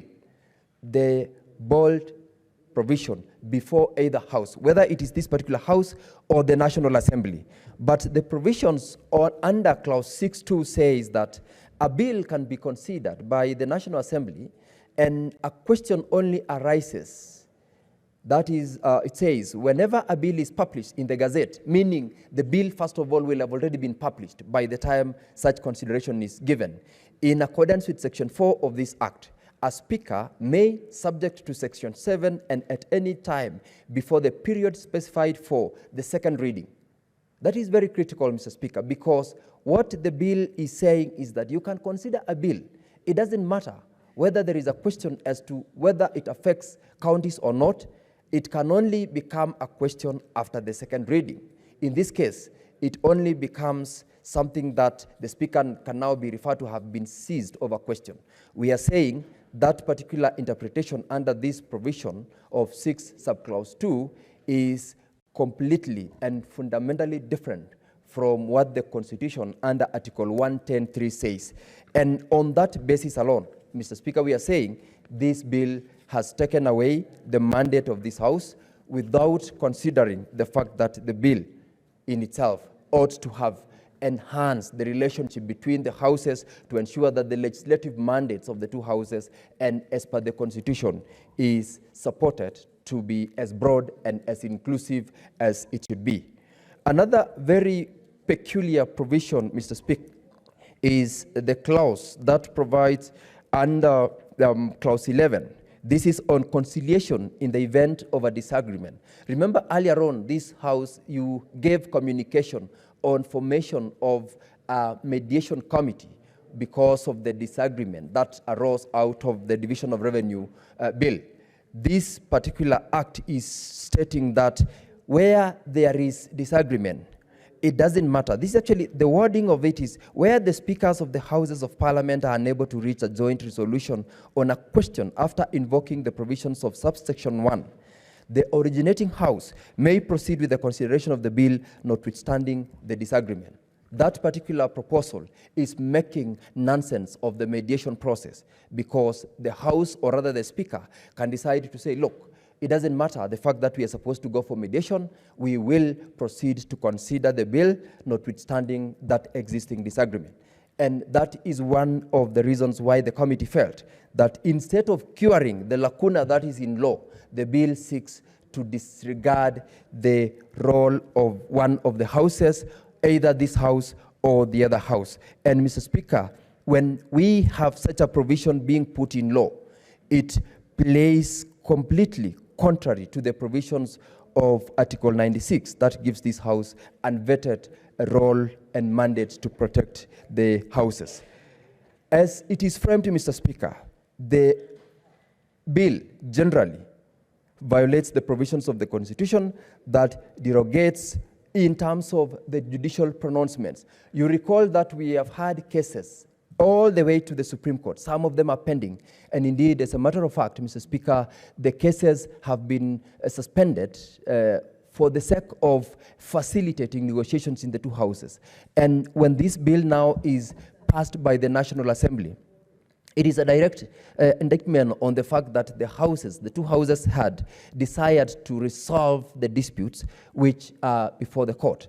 In essence, Mr. Speaker, the position that has been taken by the National Assembly to pass this bill is a direct indictment on the pending cases, on the goodwill that this House had, and the goodwill that the leadership of this House had in considering an accommodation of negotiations prior to the cases being resolved by the court.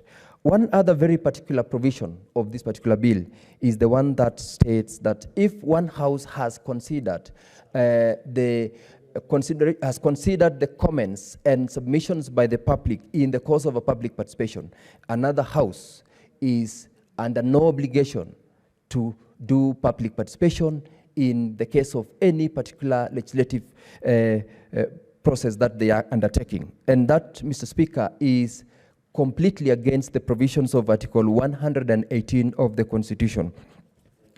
Mr. Speaker, this is the provisions of clause. This is the part 5 of the bill under clause 19, subclause 6, where it says, in considering a bill or a matter on which a committee of a House of Parliament has conducted public participation, a committee of the second House may, A, elect not to undertake a similar exercise and rely on the findings of the committee of the first House. Mr. Speaker, the provisions of Article 118 of the Constitution gives it a mandatory term that before you consider any particular legislation, you must engage in public participation.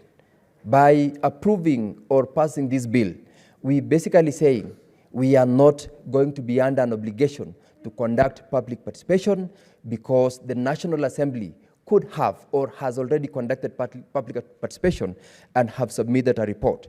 That, Mr. Speaker, is one aspect that we are saying the Constitution had provided for the public fully participating when it is dealing with matters to do with legislation and on aspects that the public are expected to participate.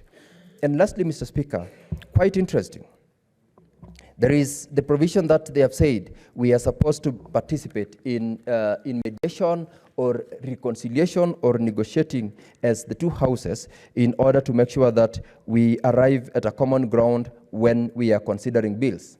But it has gone ahead under the miscellaneous provision, Mr. Speaker, to say that if by the report of the committee, let's say JLAC or any other committee, a recommendation is made to this House that judicial process is undertaken, members of that committee or an official of this House, whether from the Secretariat or otherwise, advises the House to go to court to protect the mandate of this House. Such a person commits an offense and they will be surcharged. Any cost that, for example, the Senate incurs in litigation will be charged upon that particular individual. Mr. Speaker, that is completely telling us that if we were to sit back as a House and decide that we must defend the mandate of the Senate in court, they will have committed an offense, and that offense, if it attracts a penalty, that penalty on our part will be met by the person who advised the House, whether it is a committee, whether it's a member elected, or whether it's a member of the Secretariat.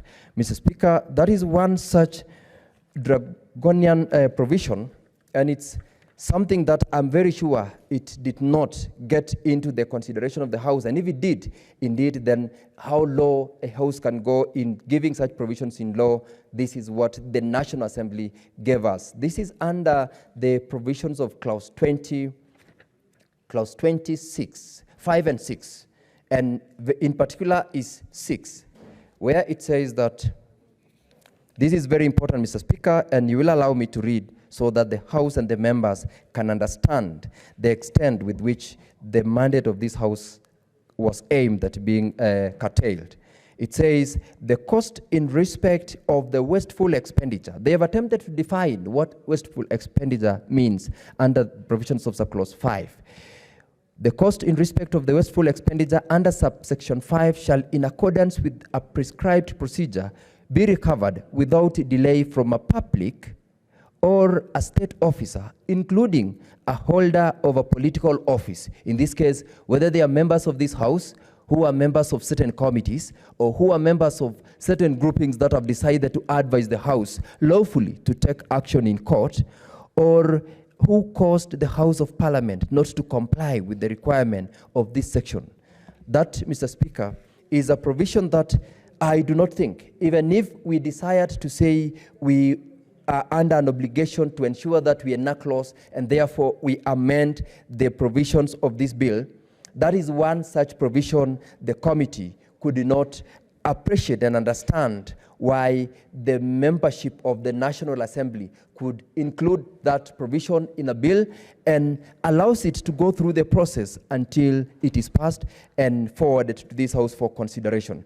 Mr. Speaker, as I had indicated earlier on, in principle, this bill seeks to fundamentally restrict the legislative and representative mandate of the Senate as provided for by Article 94, 96, 109, 110, 112, and 114 of the Constitution in almost 80% of its provision.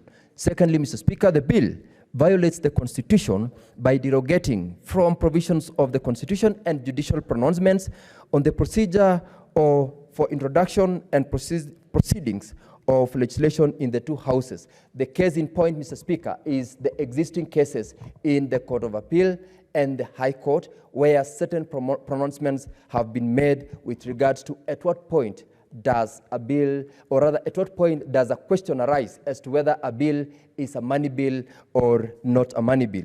This particular bill is completely derogating against that particular pronouncement. And as I have already submitted, Part 118 or Clause 118 of the Constitution of Kenya that mandates public participation has been taken away by the provision that if one house has considered this, the other house has got no obligation to do that. And lastly, Mr. Speaker, the provisions, as I've said, that restricts us to exercise the right as a house or as individual members to advise the house on certain actions that can require going before a court of law has been restricted. That in itself is equally constitutional. And therefore, Mr. Speaker, as a whole, however much we would have desired to support and amend this bill so that if it means going for mediation and enhance the bicameral relationship, this bill is fundamentally wrong, fundamentally unconstitutional, and unfair to the provisions of the Constitution and the mandate of this House. And therefore, I do not support the passage of this bill. I do not support the provisions of this bill.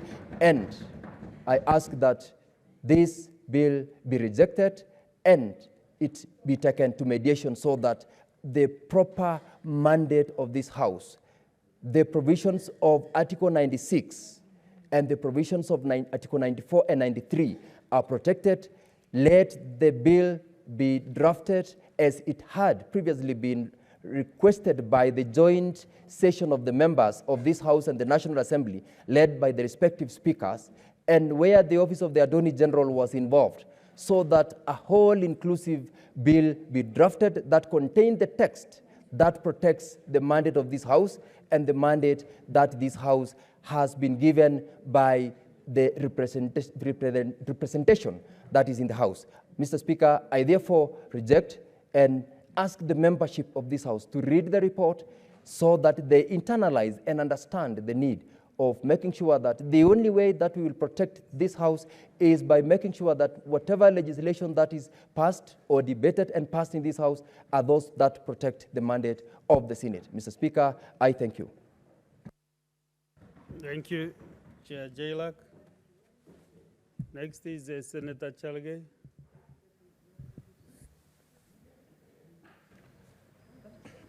Thank you, Mr. Speaker, for this opportunity. I would have expected even Senator Sifuna to take note that I have worn an orange tie, and as the SGO of ODM, he should at least be fair today, Mr. Speaker. Mr. Speaker, I don't know, we need in our standing orders, when the chair and the committee rejects a bill, what becomes of it? But let me give my Solomonic injection to this conversation, Mr. Speaker, by saying, Mr. Speaker, I know today in the afternoon you had a communication where we are going for mediation under Division of Revenue. Mr. Speaker, what we are even requesting for counties is modest. It is only 415 billion, Mr. Speaker, against 4.2 trillion budget. While least we accept that there are challenges with running of counties, including of wastage of resources and corruption, that should not be a reason why we need to deny counties the money, Mr. Speaker. And therefore, this bicameral has come a long way from 2010 to now. I know, Mr. Speaker, I didn't see the need of this bill because the Constitution and legal precedents, even on petition number 3 of the Senate Republic in 2013 on division of revenue, was pronounced itself as Supreme Court, that Senate must be part of budget-making process because it is there in the Constitution. From the word go, I didn't see the need why we should have this legislative proposal, Mr. Speaker. And Mr. Speaker, this legislative proposal has been made in a manner likely to make Senate become a rubber stamp of the lower house, Mr. Speaker. And therefore, Mr. Speaker, Senate in its rightful place should and must be respected, Mr. Speaker. We are not an appendage of the National Assembly or any other entity, Mr. Speaker. We are elected by the people. We are entrenched in the Constitution, Mr. Speaker. And that is why the law, when a bill comes to the floor of the House, Mr. Speaker, the life of a bill as it is in the Constitution 2010, if it originates in the 8th House, if it is passed in the 8th House with amendments, Mr. Speaker, it goes for mediation. I don't see the reason why we introduce, Mr. Speaker. Mr. Speaker, in that note, I want to celebrate my successor, Senator Hilary Sigei, that is now coming of age. Because if you remember my era, I used to shoot straight from the hip. And that is why by the 3rd year, as the Senate Jailer chairperson, I was de-whipped.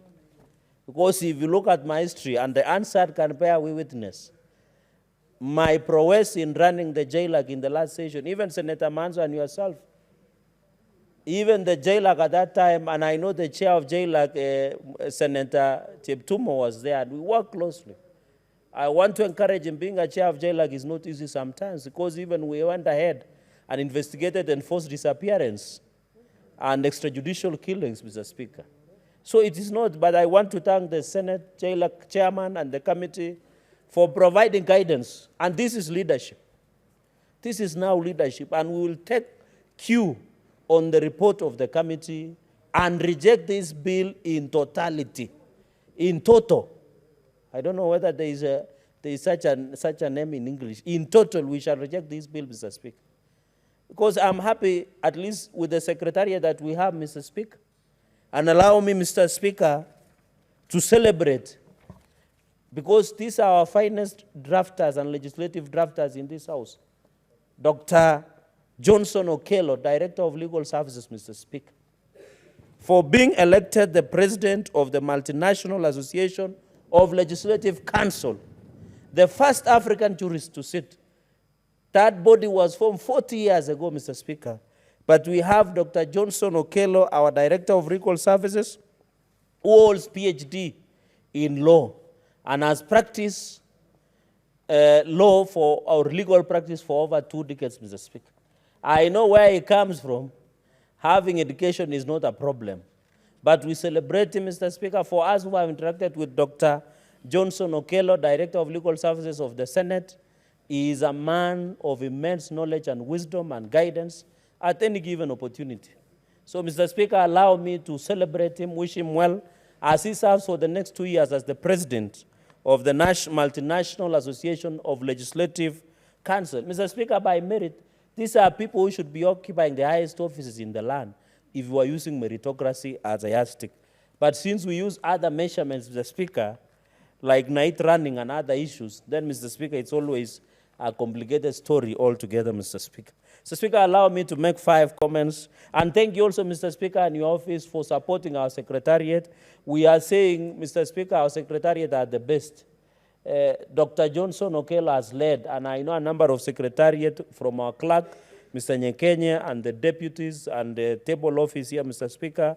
We always celebrate and have tremendous respect, Mr. Speaker, to all our staff, from even the gatemen, from the people who serve us tea and food, all our staff, even the sergeant-at-arms are doing a tremendous. And I know these are some total, Mr. Speaker, of what you are doing in terms of leadership of the Senate and the Parliament of Kenya. But also, you should not also gag us when we have also reservations on some of the services in the House, Mr. Speaker. So, Speaker, when you look at clause number 7, and Mr. Speaker, how can you say, this is Article 118 on public participation. How can you say if one house has sold a public participation, the other house should not hold? It is a constitutional requirement that public participation by members of public must be done. Because that is what we get the second opinion, even on finance bill now, Mr. Speaker. Public participation is mandatory. Because you saw there were advisors that were being paid 1 billion. But the only advice they gave us was to add 10 shillings to a loaf of bread, Mr. Speaker, which is causing you and cry, Mr. Speaker. That is why we need to go back to the people so that they do public participation. It is in bad faith to say if National Assembly has all our public participation, we should not all our public participation. We have a symbiotic relationship. We are distinct, but we must do the job. If it is National Assembly, let Senate do public participation, let the National Assembly do public participation. I remember, Mr. Speaker, even on the sugar bill that is under mediation. When National Assembly did public participation, they didn't switch RAM areas. What we should be proposing is that if a National Assembly has public participation in Makueni, then now Senate can do it in Siaya, for example, or they do it in Nairobi, we do it in Nandi, we do it in Figa, Mr. Speaker, and I think or Bomet, or even Meru, so that we can complement each other, but it's not a competition, Mr. Speaker. So on this one, on the public participation, Mr. Speaker, this is the fall flat on its face and must fall by their own sword, Mr. Speaker. Mr. Speaker, I have seen in this bill, Mr. Speaker, on the joint sitting, why would you call us joint? You know the South Africa Parliament, Mr. Speaker, when they have a presidential address, SONA, South Africa National Address, they use joint sitting rules. Why are you calling us for a sitting rule, for a joint sitting, and let's say you use National Assembly, standing orders, and then you make you the speaker to be like deputy speaker of a National Assembly speaker? The Speaker, this bill has been drafted with an intention to demean and disparage and eradicate the standing of the Senate, Mr. Speaker. Mr. Speaker, that is why as a Senate we can pride ourselves. For the first time, we have said we want money for counties, 415 billion, Mr. Speaker. And we stand by that. It will not change anytime soon. But the other day when they were handling issue of fertilizer, they could not even rise up to the occasion and put the wrongs into right, Mr. Speaker. Even in the process that under one care, I don't want to revisit, Mr. Speaker. Mr. Speaker, I know this issue of county government, it does not concern the issue of under section on the certificate of joint resolution. I think this is something we canvass in the Supreme Court in our matter, where we said we must have a concurrence signed by the second house, Mr. Speaker. Mr. Speaker, on clause number 10, whenever the Speaker of the second house disagrees with the question raised and contemplated, the Speaker backs to the Speaker of the originating house, Mr. Speaker. Mr. Speaker, my worry is on clause 10.3. If the originating speaker causes the bill to be modified to accommodate the observations of the Speaker of the Second House. So now we have removed legislation from members of parliament to the two speakers. Because now that is dangerous. This can create draconian laws. Because if the speakers will modify the bill and give the House, they are also human beings. They can mislead the country and create even draconian laws, Mr. Speaker. Because if we allow you, Mr. Speaker, we know you are a person of Solomonic organized, Mr. Speaker. And that is why we always have tremendous respect to the Speaker. But the law does not envisage a speaker or speakers to be part of lawmaking process, Mr. Speaker. Mr. Speaker, on the issue of clause number 12, the relevant departmental committee of the assembly or member to be at liberty to adopt the bill and the bill be deemed to have originated the pursuant to the standing Article 1095 of the Constitution. Mr. Speaker, I want to report to this House, there are many bills that National Assembly has become a graveyard of our bills.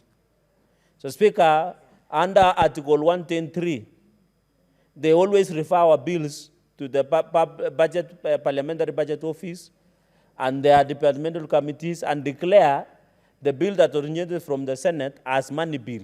And therefore, it should not originate from the Senate, Mr. Speaker.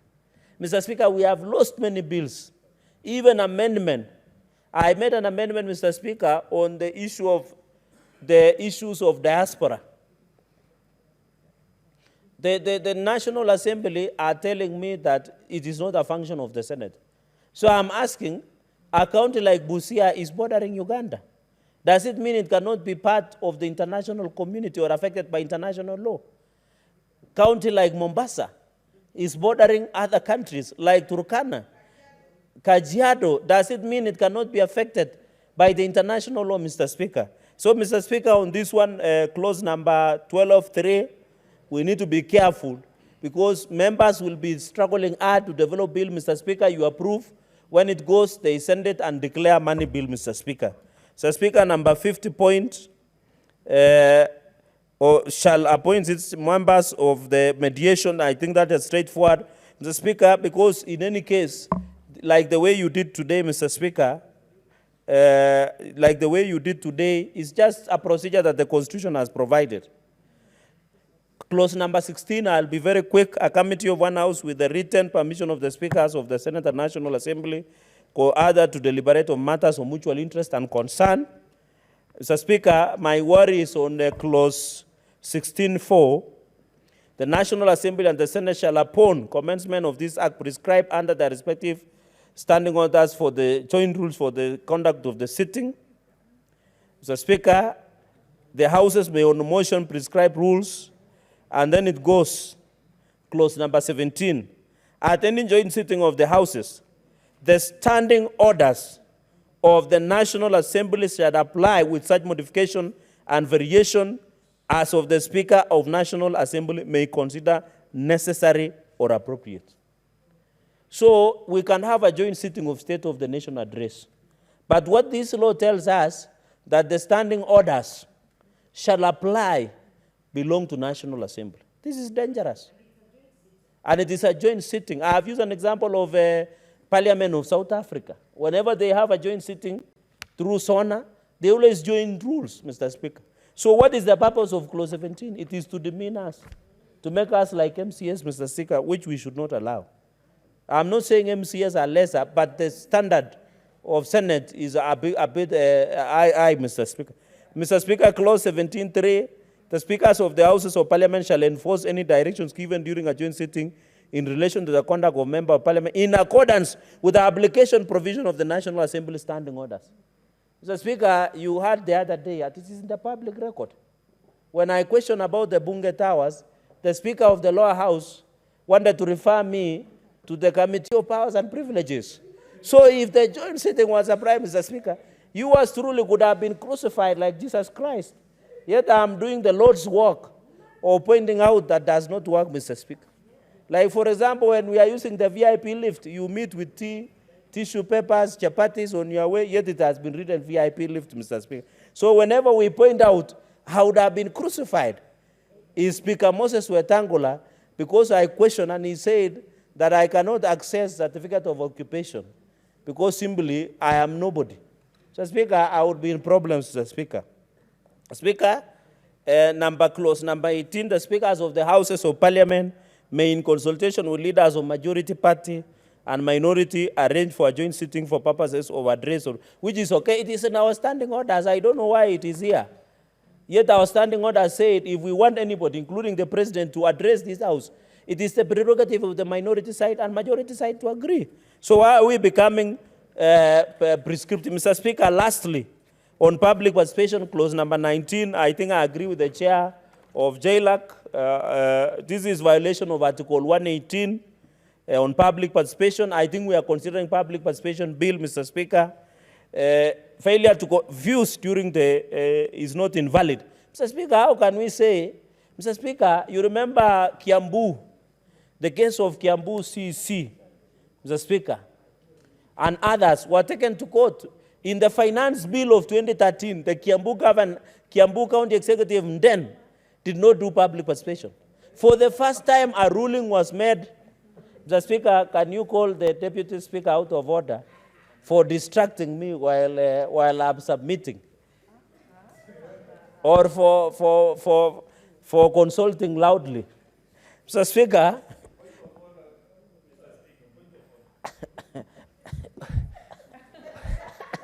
what's your point of order, Senator Kaduri?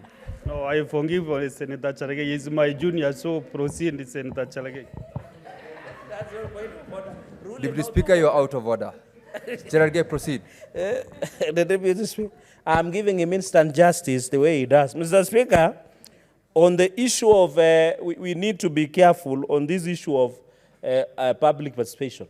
I was using the case of Kiambu case in 2013, where they did public finance bill without public participation. The courts have made themselves clear. How can you say here, the Committee of Parliament shall consider the views from the participating, but you go ahead and say it is not an offense not to consider? It's self-defeating. There is a precedent that has been set in place, Mr. Speaker. So, Speaker, this bill, I agree with you and your committee that this bill does not hold any water, Mr. Speaker. We cannot be part. Mr. Speaker, in bicameral parliament like in the US, and I want to encourage my members of this House that in my constitutional amendment bill of 2024, I have tried and distinguished the role of bicameral. That Senate should be given the same powers as the Senate of the US, where impeachment is confirmed, appointments of the president, including cabinet, and many other decisions, Mr. Speaker. In fact, for example, why would the war emergency be declared by National Assembly? It should be by Parliament, because that's a serious issue that affects even counties, Mr. Speaker. On this bicameral issue, I agree with you and your committee that, in fact, in the second reading, we reject this bill in totality, let it go to mediation, but I don't see why we should prescribe something that is already in place, Mr. Speaker, going into the future, Mr. Speaker. And I want to say, I know, Mr. Speaker, on the issue of bicameral, I'm happy that some of the House leadership members are in US with the President. They should visit the Congress and the Senate and learn a few things of bicameral. Because especially the majority leader of National Assembly, because I heard him talking the other day on division of revenue, can he take a time off to learn how bicameral system operates, so that before you start fighting the other House, Mr. Speaker, and I want to assure Senator Sifuna, the reason some of us are invited to Mogotio for goat eating is because we are the real people who plan many things that run around in this country. Others are just, we travel to those countries, Senator Sifuna, and us, we have even interest in those countries, so you don't need to travel to see many things. It is better to go to Mogotio, and you should be happy that I always go to Mogotio because I save the public money, unlike when I'm traveling abroad. That's another issue is trying to bring, Mr. Speaker, that you should rule Senator Sifuna out of order. I have never used a private jet. unless other people have used, but I've never used, Mr. Speaker. Mr. Speaker, you need to protect me. Mr. Speaker, in conclusion, let us take the position you have taken. Mr. Speaker, let us take the position you have taken and reject this bill in totality. Thank you very much, and I support. Senator Cherargei, thank you very much. Senator Manzo Kitonga. Thank you, Mr. Speaker. Mr. Speaker, I had an opportunity to look at this bill, and I think Dr. Oburu, Senator for Siaya, and the Senator for Meru understands the genesis of this bill.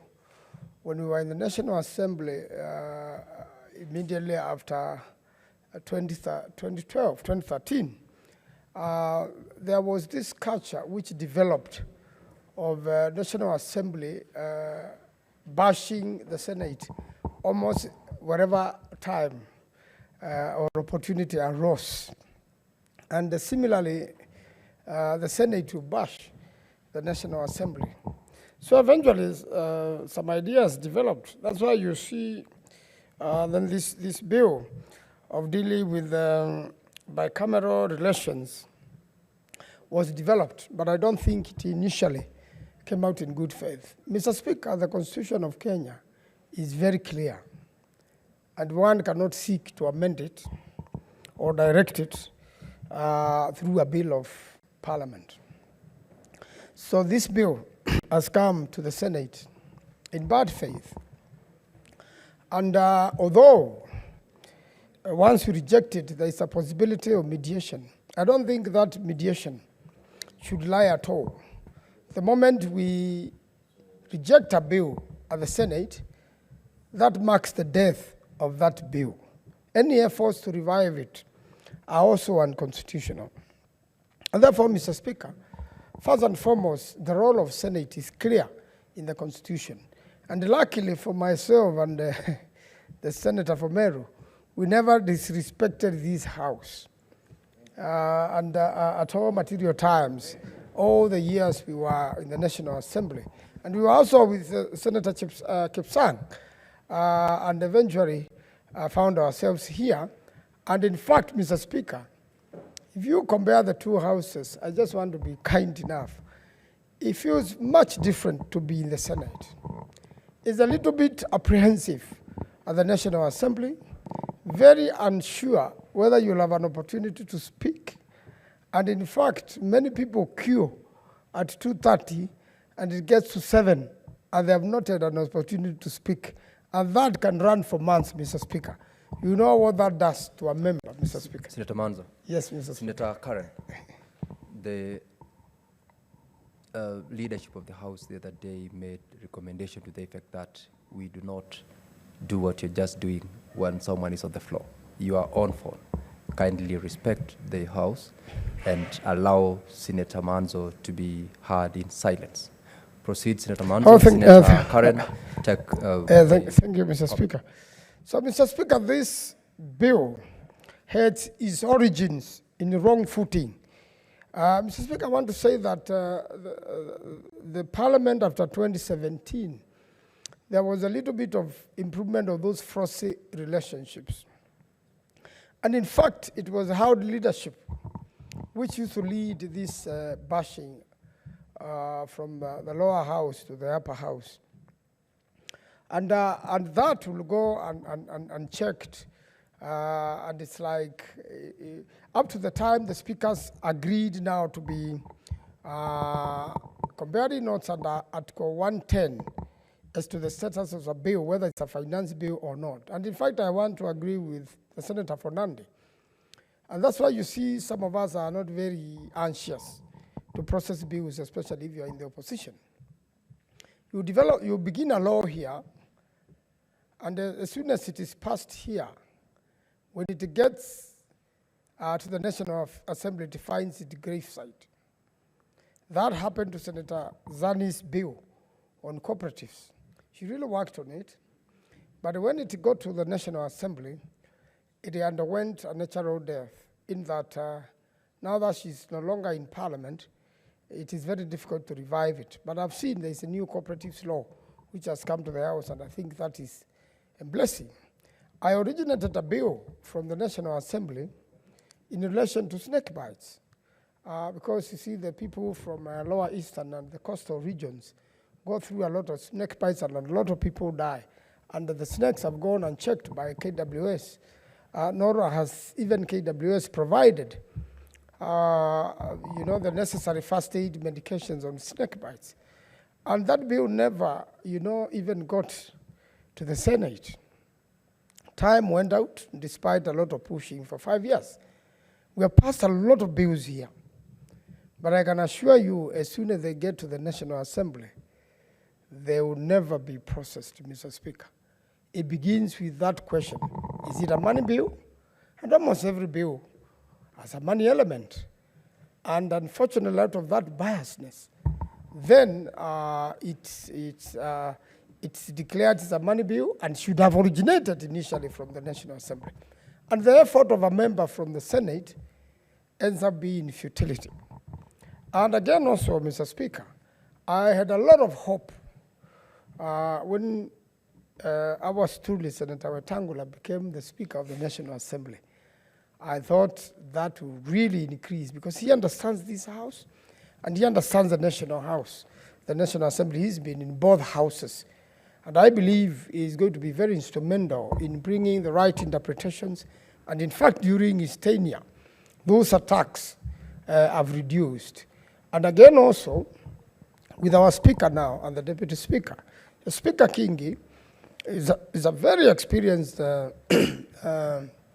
lawyer in this country, and also experienced administrator, having been in the National Assembly, having been a cabinet minister, and having now been a governor, and then he ends up in this House.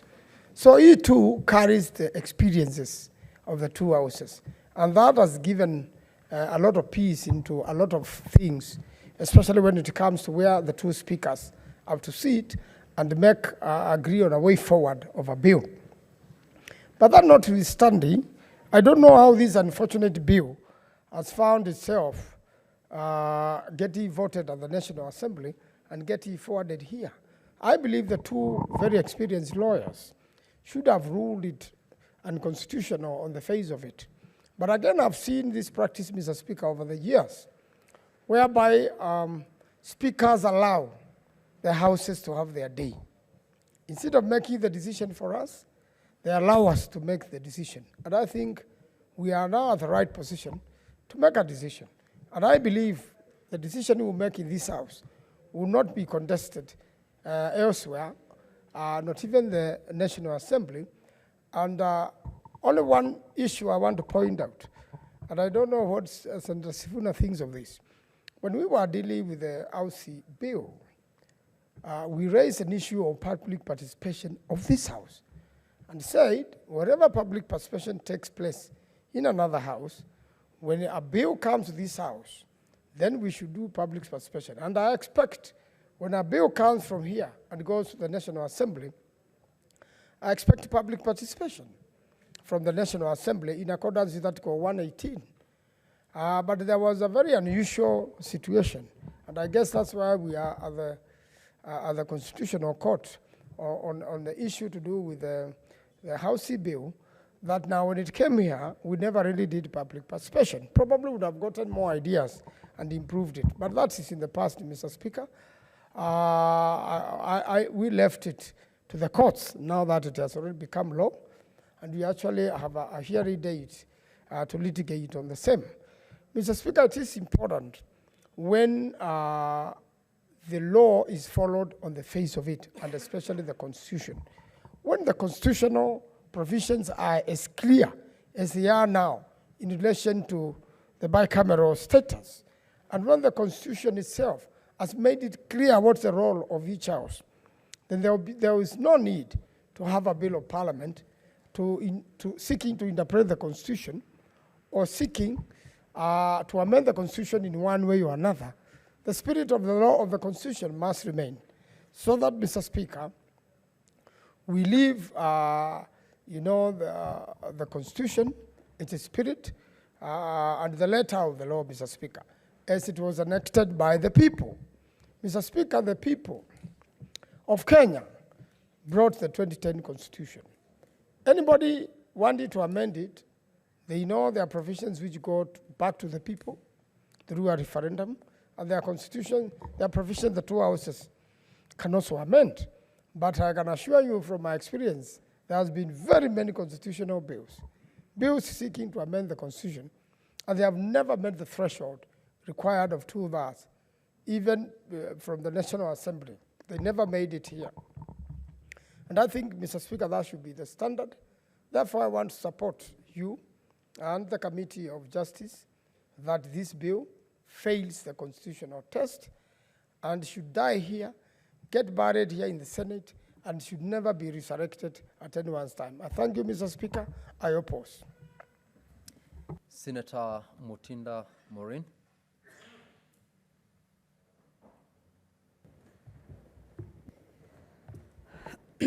Thank you, Mr. Speaker. Allow me to begin by giving my disappointments for this type of bill in this time and era. As a country, we pride in being a bicameral parliament. Unlike other countries, like when you go to Uganda, it's only National Assembly.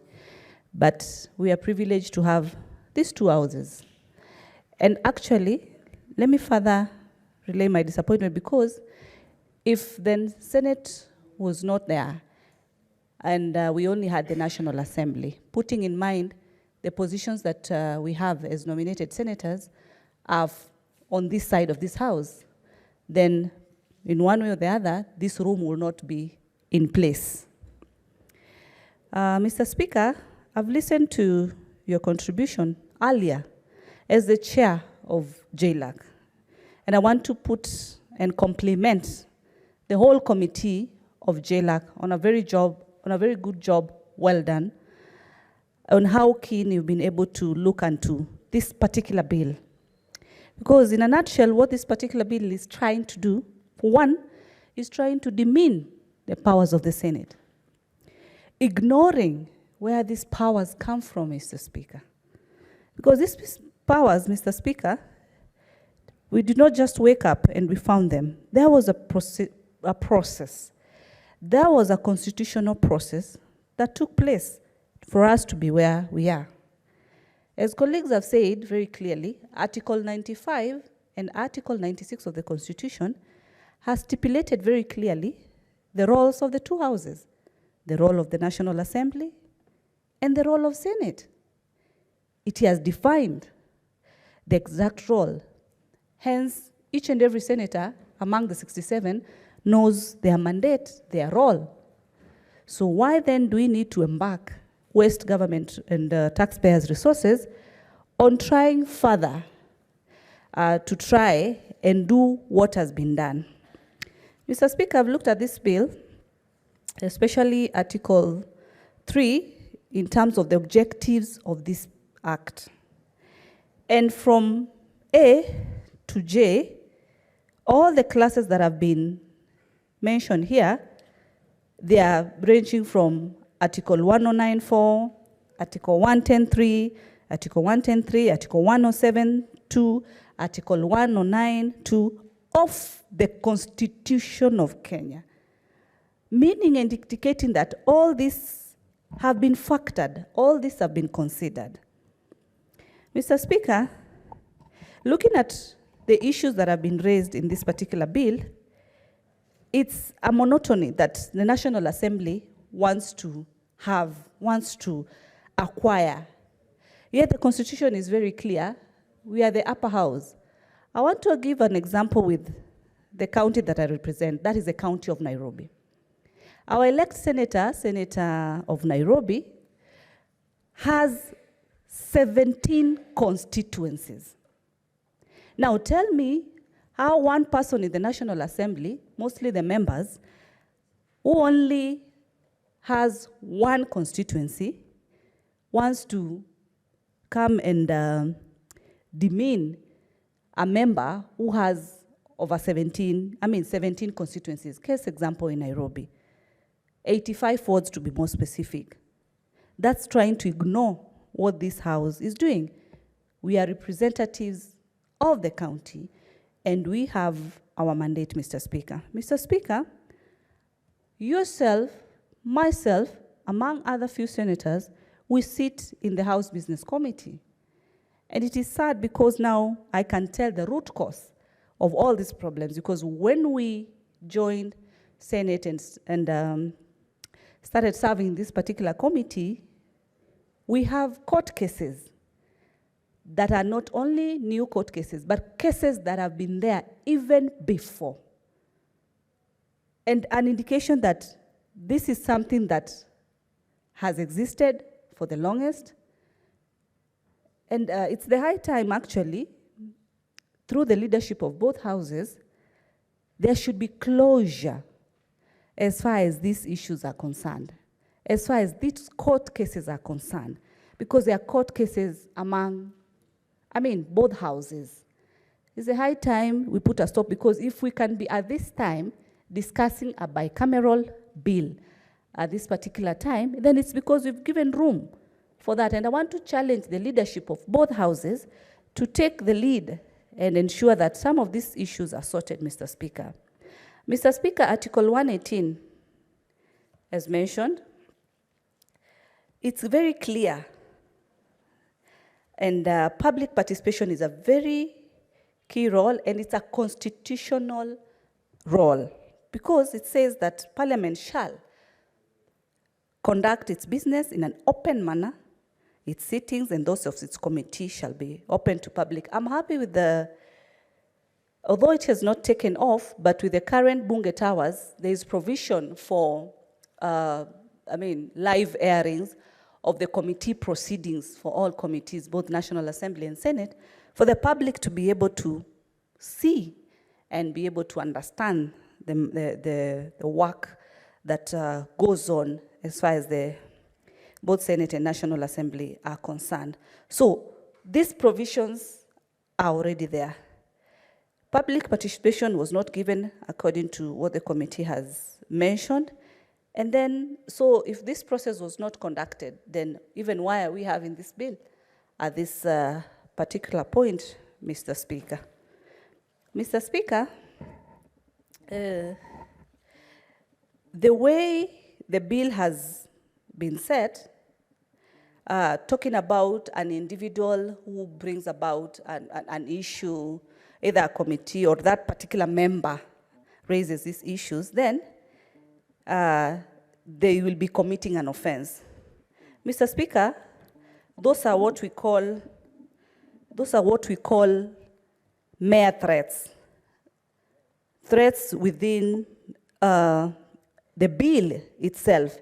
Because with this kind of provisions that then threaten the members, I don't find them constitutional from where I sit, Mr. Speaker. And it is sad that we can have bills trying to give threat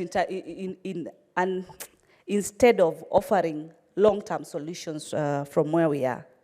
Mr. Speaker, we've seen that our budget as Senate is very low. It's actually the lowest budget in the whole Parliament. And some of these costs, like the court cases, the costs are bared by the Senate.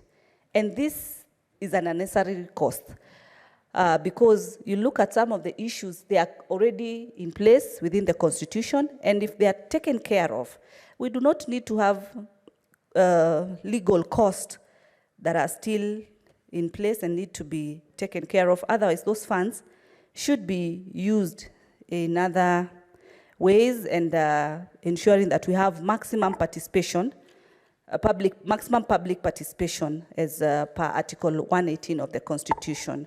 So with those few words, Mr. Speaker, I beg to disagree completely with this particular bill.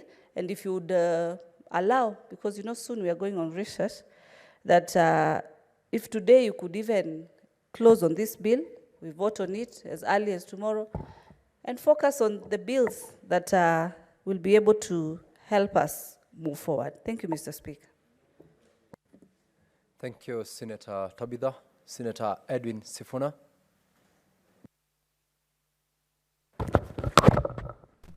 Thank you, Honorable Chair. First of all, allow me to commend members of this committee. As you know, the committee is chaired by a former classmate of mine, Honorable Speaker. And it is such bold decisions that make me proud of being a member of this House, that we can look at legislation objectively and say we have issues with this proposed legislation and that we cannot support it. In fact, some of us have taken a position on previous legislation that has been sponsored to this House or originated from the National Assembly, that if a bill is unconstitutional, you should not even entertain the thought of subjecting it to a third reading where you then introduce amendments, because our position in the minority is that you cannot introduce any amendments to breathe life into an unconstitutional bill, and that an unconstitutional bill should be dealt with forthright from the beginning as an unconstitutional bill.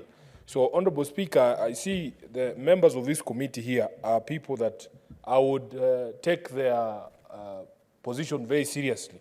I see that Senator Catherine Muma is a member here, Senator Veronica Maina, and of course Andrew Omtata Okoiti, people whose advice on the constitutionality or otherwise of any piece of legislation I take very seriously.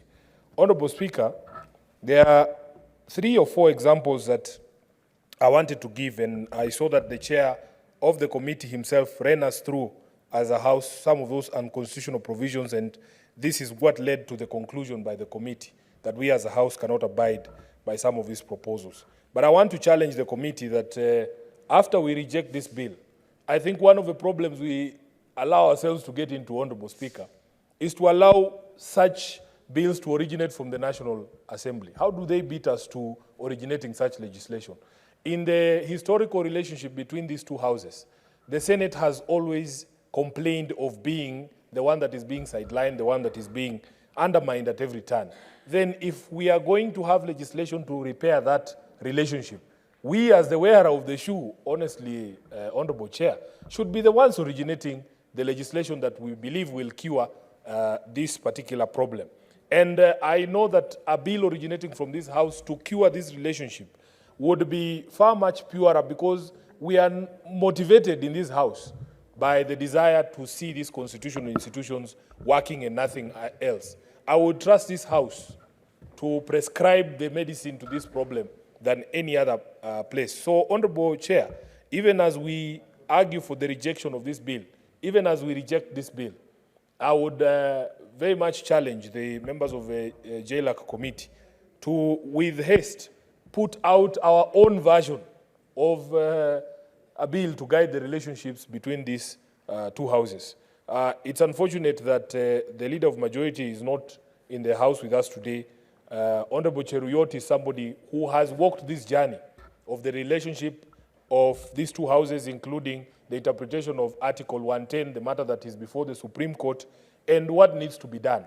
And he has cautioned us that during debate of this matter, we should not make it as if the entire National Assembly is in fact at odds with the Senate. And the best example, Honorable Speaker, was during the debate on the Division of Revenue Bill that was passed by this House, where it was clear that, in fact, it is only a small section of members of the National Assembly who think that everything should be perceived through the lenses of conflict between these two houses.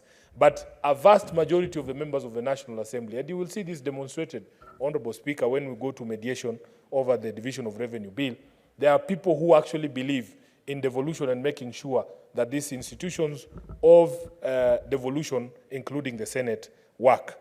Honorable Speaker, as you yourself or the chair of the committee rightfully pointed out, if you look at a provision such as the one that you referred to, or the chair referred to, relating to when a dispute can be said to have arisen or when it needs to be dealt with in accordance to Article 110(3).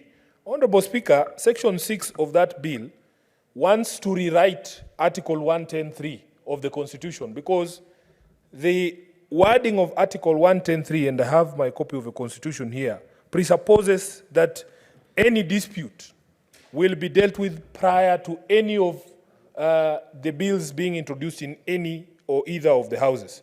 But what Section 6 of the bill proposes to do is to rewrite that to mean a bill can actually go before the House and undergo the first reading, but then to move the time frame, at which point we can raise objection to that bill or declare a dispute under Article 110.3 to just before the second reading of the bill. Because, Mr. Speaker, the resolution of those questions needs to happen jointly and in the language of the Constitution under Article 110.3 before either House considers a bill. Now, I don't know what the National Assembly defines consideration as, or when consideration of a bill begins. But surely, Honorable Speaker, by the time you are introducing a bill at the first reading, that is consideration of the bill, and all matters must have been resolved before that is done. Secondly, Honorable Speaker, you yourself have made reference, and honorable colleagues who have spoken before me, to the provisions of Section 19.6 of the bill on the question of public participation. Again, Honorable Speaker, under Article 118 of the Constitution on public access and participation, there is a requirement, Honorable Speaker, that every single piece of legislation that is being considered by either House go through public participation. In fact, my argument, Honorable Speaker, is it doesn't matter where this bill originates. If a bill is introduced into this House from the National Assembly, my thinking is that as far as the Senate is concerned, as far as the Senate as a legislative body is concerned, that is the first time we are interacting with that bill, and therefore a key component of our consideration and passage of that bill is public participation, so that we as a House can never have an excuse to abdicate that responsibility and go through a bill or any proposal before this House without subjecting it to the constitutional requirement of public participation. When Senator Maanzo was speaking, he made reference to the housing bill that was introduced from the National Assembly as well. And Honorable Speaker, the Hansard will bear me witness that we in the minority... Senator Sifuna, just hold. Senator Karen, the chair earlier on cautioned you against what you're doing. You're out of order. Proceed, Senator Sifuna. Honorable Speaker, I was saying that if you look at the Hansard, we in the minority, during debate on the housing bill, were of the opinion that, in fact, because housing is a devolved function, because it is a legislative mandate of this House to deal with questions of housing, we needed to subject that bill to our own independent public participation to find out the views of Kenyans, Honorable Speaker.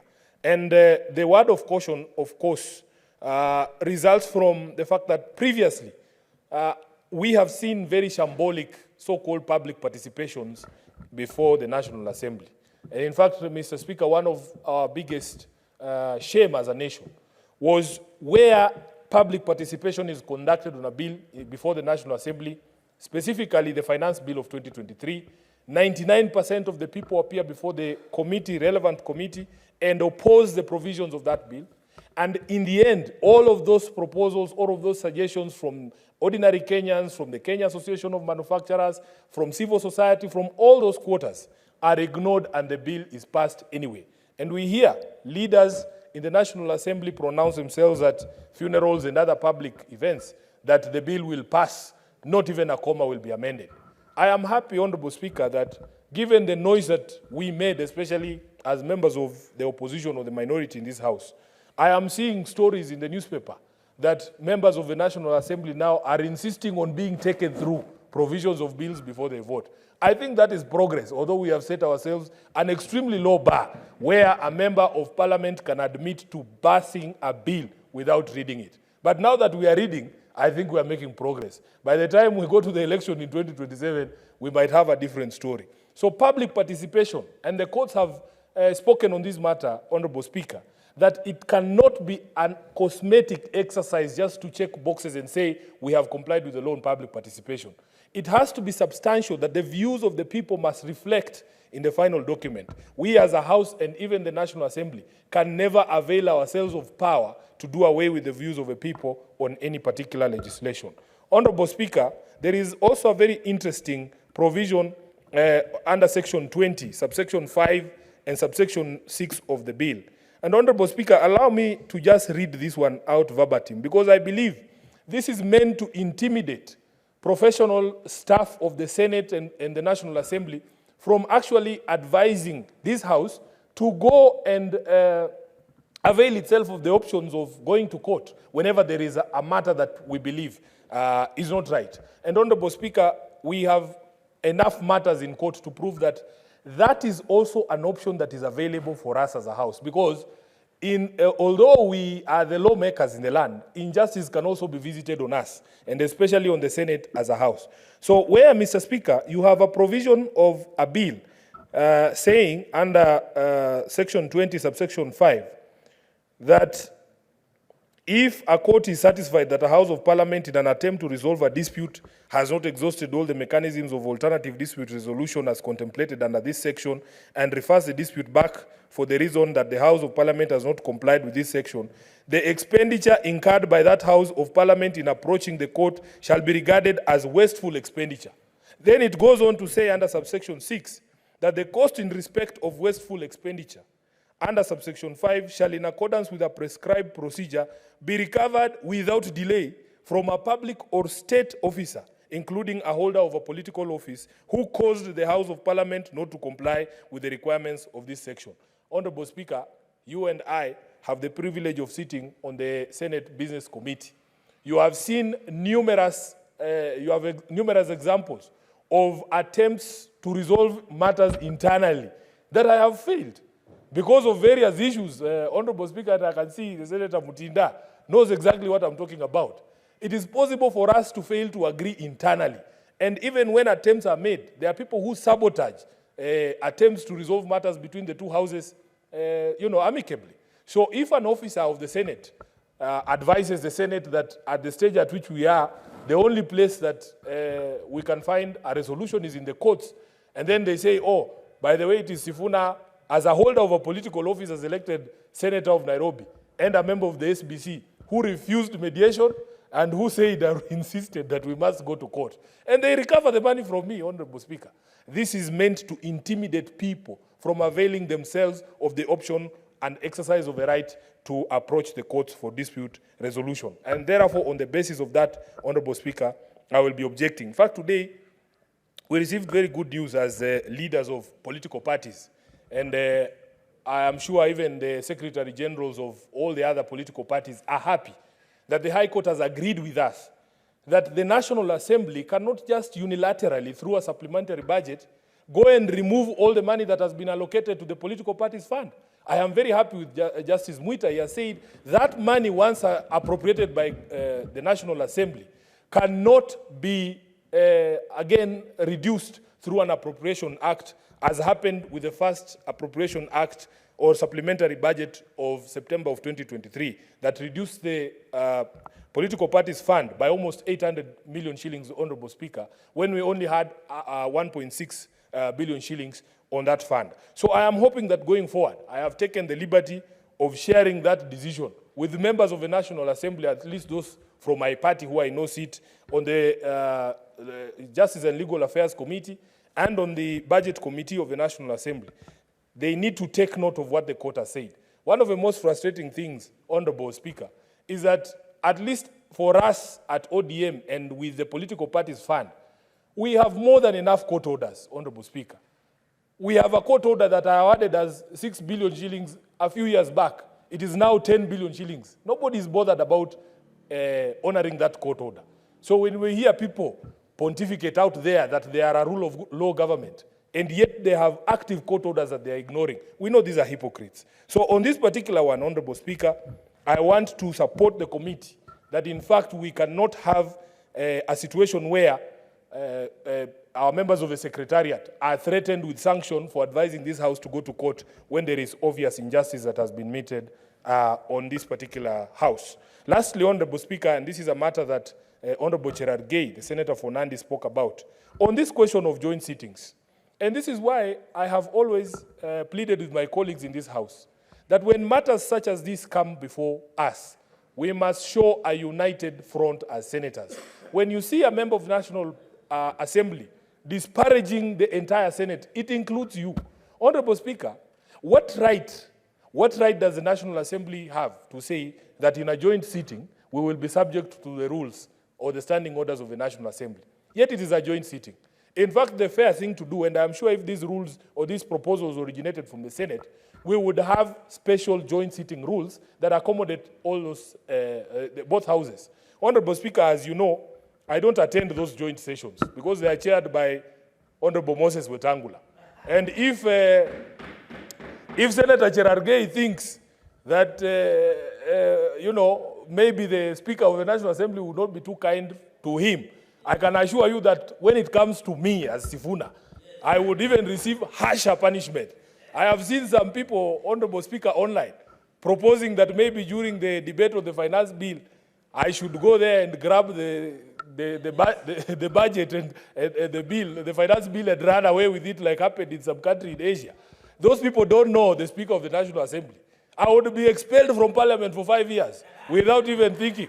So, Honorable Speaker, we want the same rules that we are used to debate on here in the Senate should be applied during joint sessions, because it essentially means that we as members of the Senate have to start learning the rules of the National Assembly, yet we are not members of the National Assembly.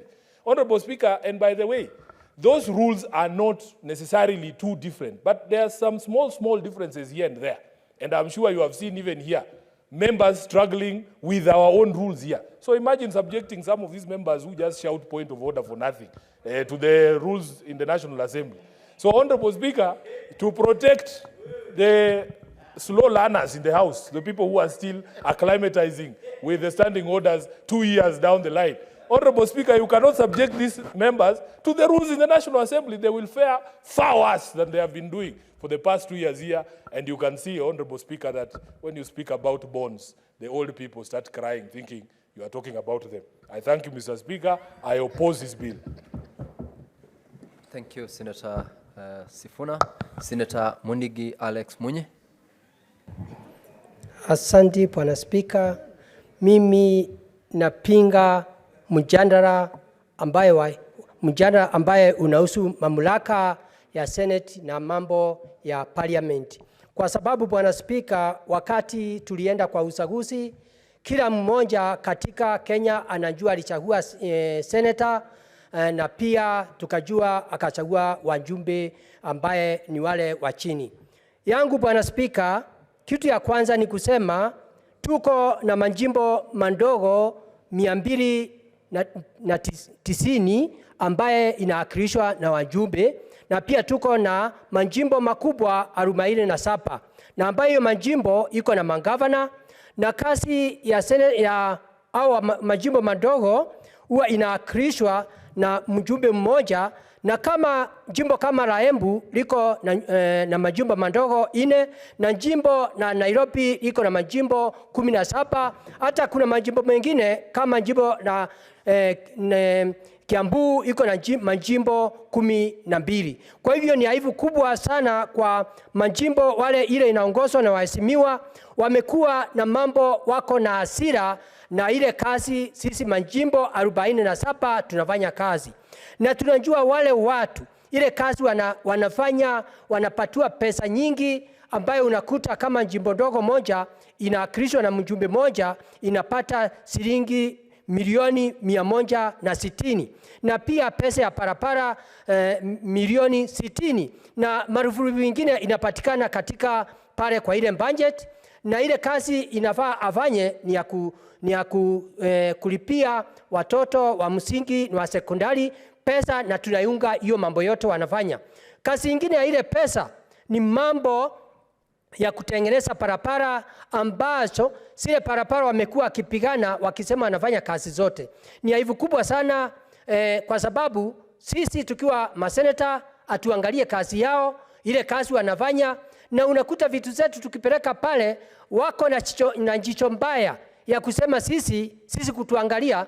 Kwa hivyo mimi nasema ile mambo anazungumza kwa hii mjadala ni kitu ambaye ni aibu, na tunajua wakati ukatuzi ulikuja ndio mwananchi ambaye ule ako masinani kule vijijini aweze kuisaidia, na sasa wanataka kuturundisha kule miaka mingi ambaye tulitoka. Kwa hivyo sasa, Bwana Spika, mimi napinga, na tuwaambie wanafikiria hawa ni kama wanatembea mbinguni tukiwa huku duniani. Nataka niwaambie sisi sote tuko hapa katika ulimwenguni, wakati wa kwenda mbinguni ni Mungu atakuja kutuchukua. Ya pili, kazi ya seneta. Tumeona wale wajumbe wa majimbo mandogo, hata wiki jana nilisikia mjumbe mmoja akisema ati pesa ya MCA ikipitishwa hiyo pesa iwekwe kwa CDF.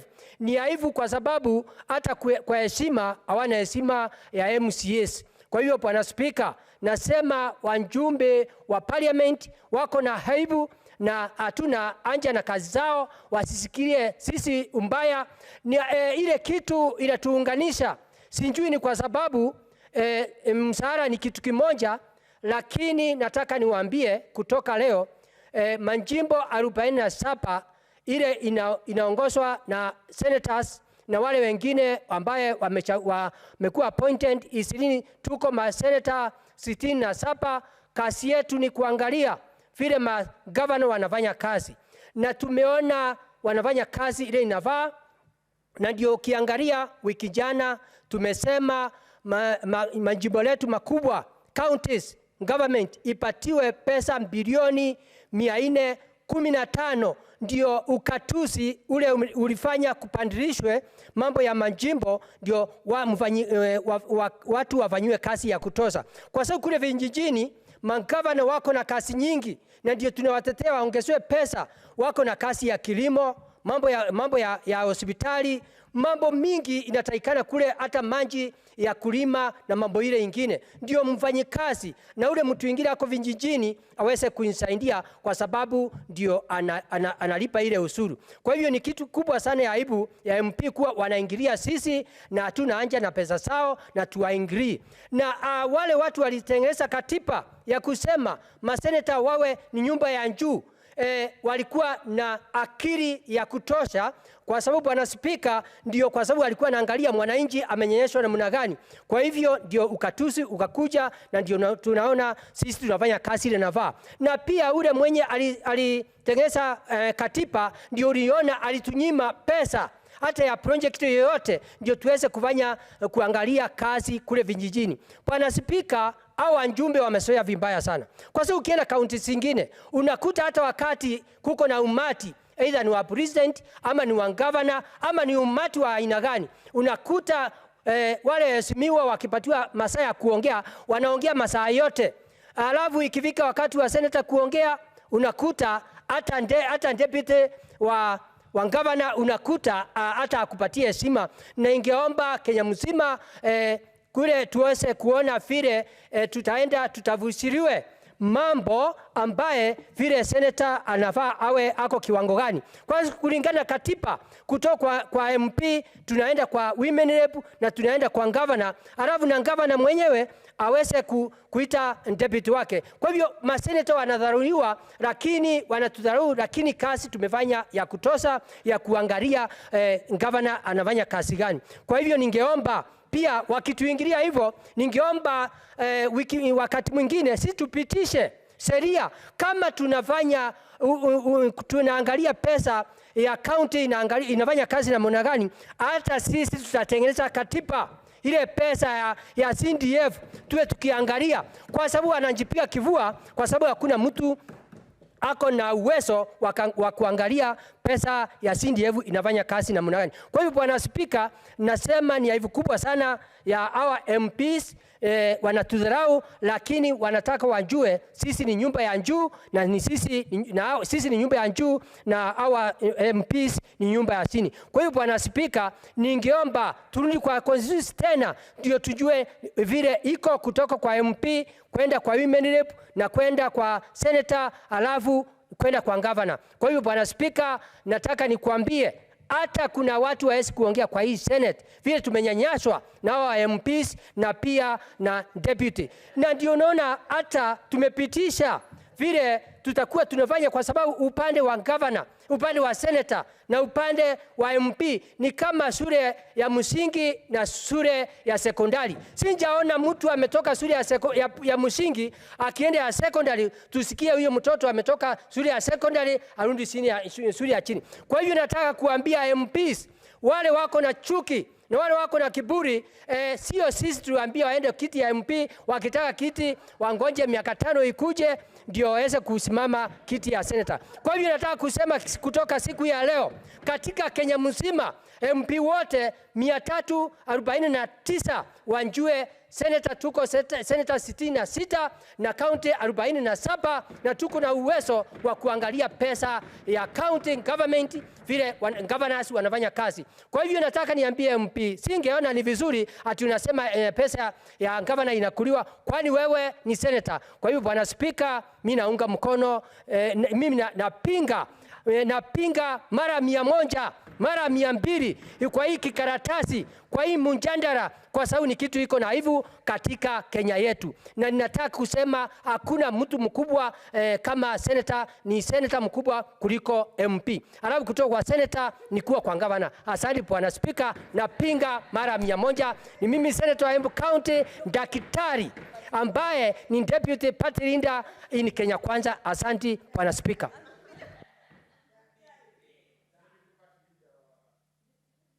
Order, honorable members. Order, honorable members. Senator Osotsi Godfrey. Thank you, Mr. Speaker, for this opportunity.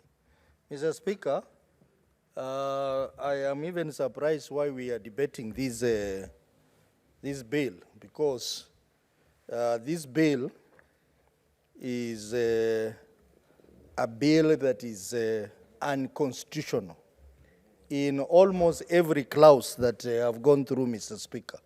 Mr. Speaker, secondly, in the tradition of bicameral parliament, bicameralism is managed through non-legislative. It's managed outside the law. Without specific legislation. It is the norms, it is the tradition, and is a standing order. So for one to decide to come up with a piece of legislation to manage the relationship between the two houses, I think in itself, it is a new standard that the owner of this bill is trying to come up with. Mr. Speaker, I know probably one of the reasons why the owner of this bill is trying to come up with this bill is because of the power struggles that the two houses have had in the past. Mr. Speaker, you remember the petition number 284 of 2019, which led to the High Court nullifying a record 23 pieces of legislation, including the Tax Laws Amendments Act, which the court declared them a nullity. And I think when you read through this bill, you see an attempt to try and patch up things so that we do not have an opportunity of going to court when we feel that there has been some form of discrimination or unfairness on the part of Senate. So this bill, basically, I look at it from that prism, Mr. Speaker. Mr. Speaker, we are in bicameral parliament. But maybe we need to reflect as a house whether truly we are in a bicameral parliament or we are just something in between there. Because bicameralism has to have an upper house. If you look at other jurisdictions UK, US, France, even here in Africa, a country like Nigeria in West Africa, bicameralism must have a house that is reasonable, a house that is small, a house that looks at issues with the expert scrutiny, a house that provides further democratic check on the lower house. That is bicameralism. But now, in this country, we basically have two houses. One house that pretends to be an upper house, which is supposed to be a lower house. I think we must have a relook at the way bicameralism is structured in this country. Mr. Speaker, I had an opportunity last year to visit the Federal Republic of Nigeria, where I visited the House of Representatives and I also visited the Senate.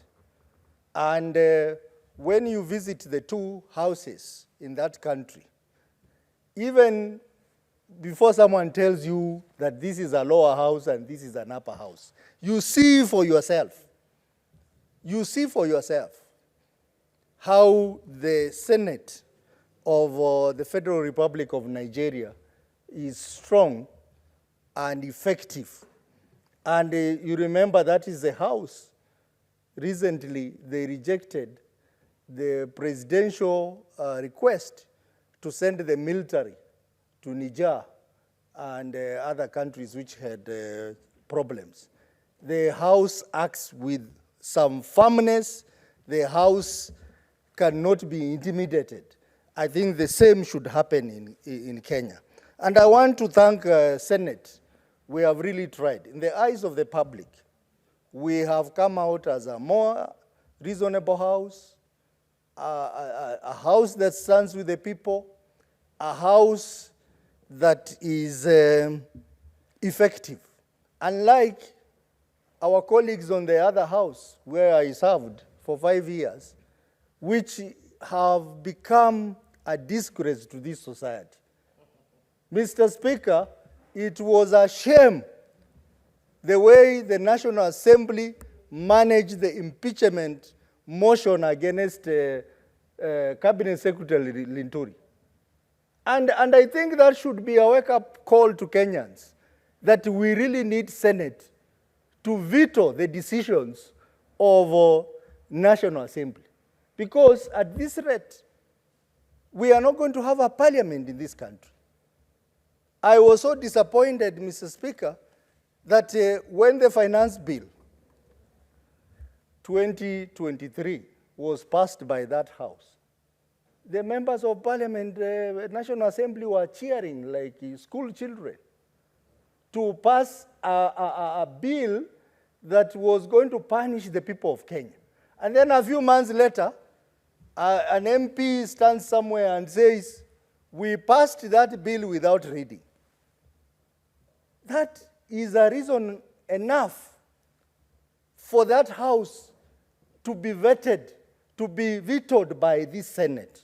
And I think someone here, I think is Senator Sifuna, suggested that why can't the Senate also initiate bills to try and correct these wrongs in our parliamentary system, so that we get things to be done in the right manner. Mr. Speaker, in bicameralism, if you look at the history of bicameralism, the Senate, in our case, is a house of calm, is a house that has experts, is a house that takes time to scrutinize matters before they pass.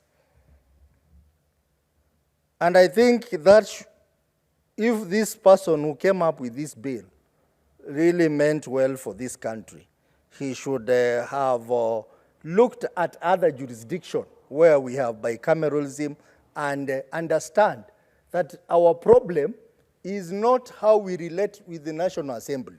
Our problem is that lack of clarity as to which house is higher than the other. We say we are the higher house because that is a global best practice. But legally, Mr. Speaker, I think we need to put it in our laws so that it's very clear that which house is bigger than the other. Mr. Speaker, if you read through this bill, you notice that the intention is basically to cripple the Senate and make Senate weak and weak and weak. I have gone through the provisions of this bill, Mr. Speaker, and if you look at clause 7, it is listing a number of laws and basically trying to say that this particular bill should be the powers of the other house. For example, Mr. Speaker, when under C, they say the annual county allocation of revenue bill, that it will be considered by both houses. But they go ahead and deny us the powers to participate in appropriations bill.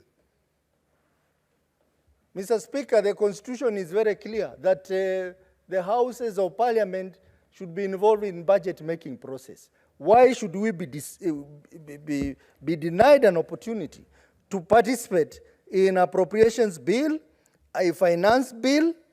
Because after all, Mr. Speaker, we passed two major instruments in the financial process. The budget policy statement, which this House passes, the medium-term debt management strategy. Why are we involved in passing these two important financial instruments when we cannot be involved in participating in appropriations bill, in finance bill, or any other bill that is a money bill? Mr. Speaker, this is a bigger question that we want answered.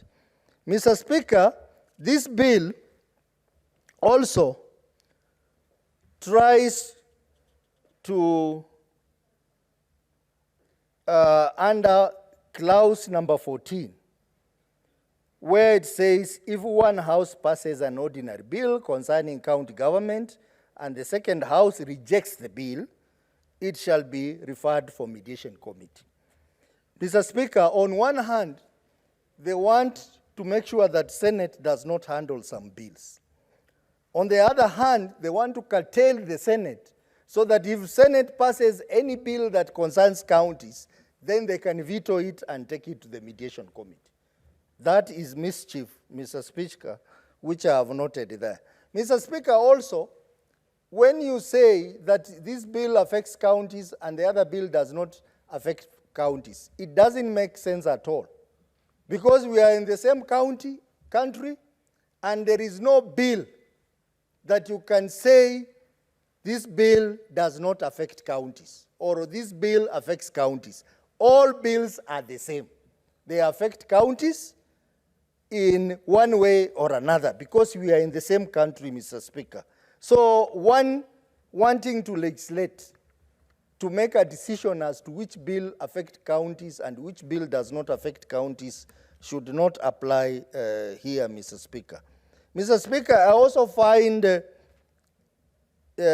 section 17 of this bill very, very unconstitutional because section 17(2) says that at any joint sitting of the House, the standing orders of the National Assembly shall apply.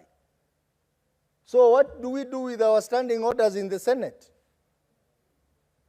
They are basically invalidating the standing orders of the Senate, that the standing orders of Senate are inferior to the standing orders of the National Assembly.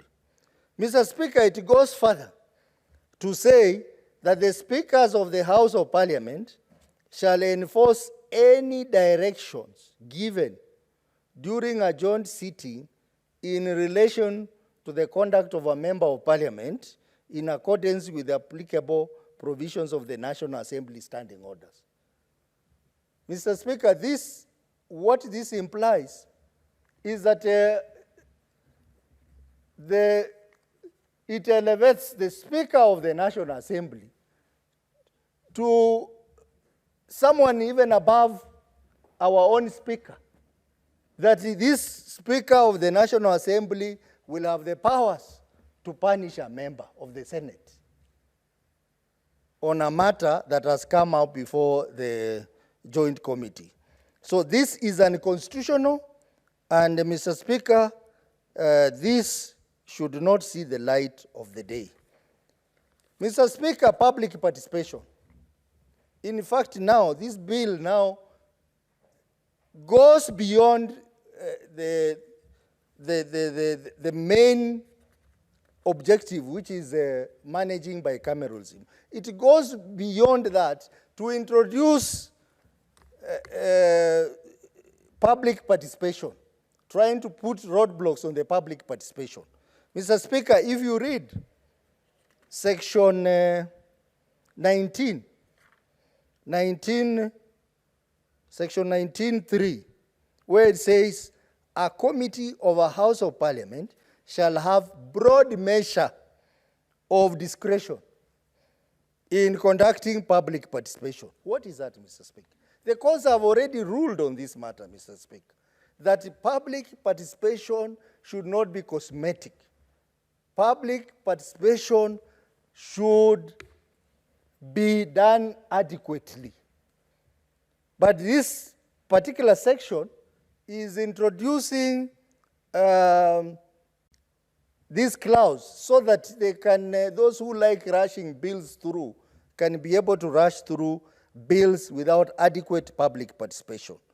And then it goes ahead and talks about, hides behind duplication, to deny the second house an opportunity to conduct adequate participation on a bill. Mr. Speaker, on the clause 19, 7 and 8, on the validity of the bills which are processed by these houses.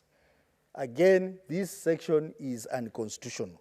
Mr. Speaker, it says, a committee of parliament shall consider the views received from public participation broadly, meaning that the specific views received from the public will not be given adequate attention. And this law will facilitate that, Mr. Speaker. And 8 says, an act of parliament is not invalid on account of failure to incorporate any views submitted during public participation. You have seen, Mr. Speaker, the National Assembly. They go to the public, 90% of the views that are given by the public, they are never implemented in the final bill that is passed. One case is the finance bill, Mr. Speaker. Housing bill. All the things that the public said, they were never factored in the final bill that was passed by those houses. So basically, what this is trying to do, Mr. Speaker, is now introducing other provisions using bicameralism to make it easy for the other house to be passing bills without being questioned in court of law as to the adequacy of those bills in terms of public participation. Mr. Speaker, if you look at section 20 of the bill that says, before formally declaring the existence of a dispute between the houses of parliament, the House of Parliament shall in good faith make every reasonable effort and take all the necessary steps to amicably resolve the matter by initiating direct negotiations with each other or through an intermediary. Mr. Speaker, this is basically stopping either house from taking any other measures like going to court on a matter, so that we are not able to take our disputes to court when we are required to go to court, as it has been done in the past. So, Mr. Speaker, generally, this bill is unconstitutional. This bill goes against the tenets of bicameralism that is not known globally, and this bill should not even be passed by this House at this stage, the second reading. This bill should be rejected in totality, and this bill is another attempt at killing devolution in this country. And we know that the House that has been persistently been used to kill devolution is the National Assembly. Everything they do, even the way they behave on the ground, Mr. Speaker, management of roads, rural roads in our counties, the National Assembly is an existential threat to devolution in this country. And we thought that now that we have a speaker who has been a senator, things will be different. Mr. Speaker, I am concerned that, in fact, under Speaker Wetangula, the National Assembly has become a very serious threat to devolution. I served in the National Assembly under the current Attorney General, who was against devolution, but not to the extent of the current Speaker. He has basically demonstrated that he cannot. Senator Osotsi, your time is up. Thank you, Senator Osotsi. Senator Oroba Gloria.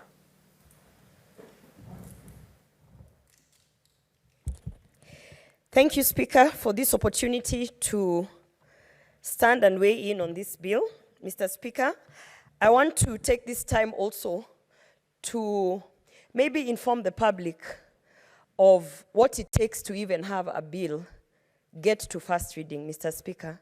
Because sometimes as legislators, when we are out there advocating and trying to sensitize the public on the work that we do here, Mr. Speaker, the public sometimes thinks that you're lying when you say that getting a bill to first reading literally can cost you an arm and a leg.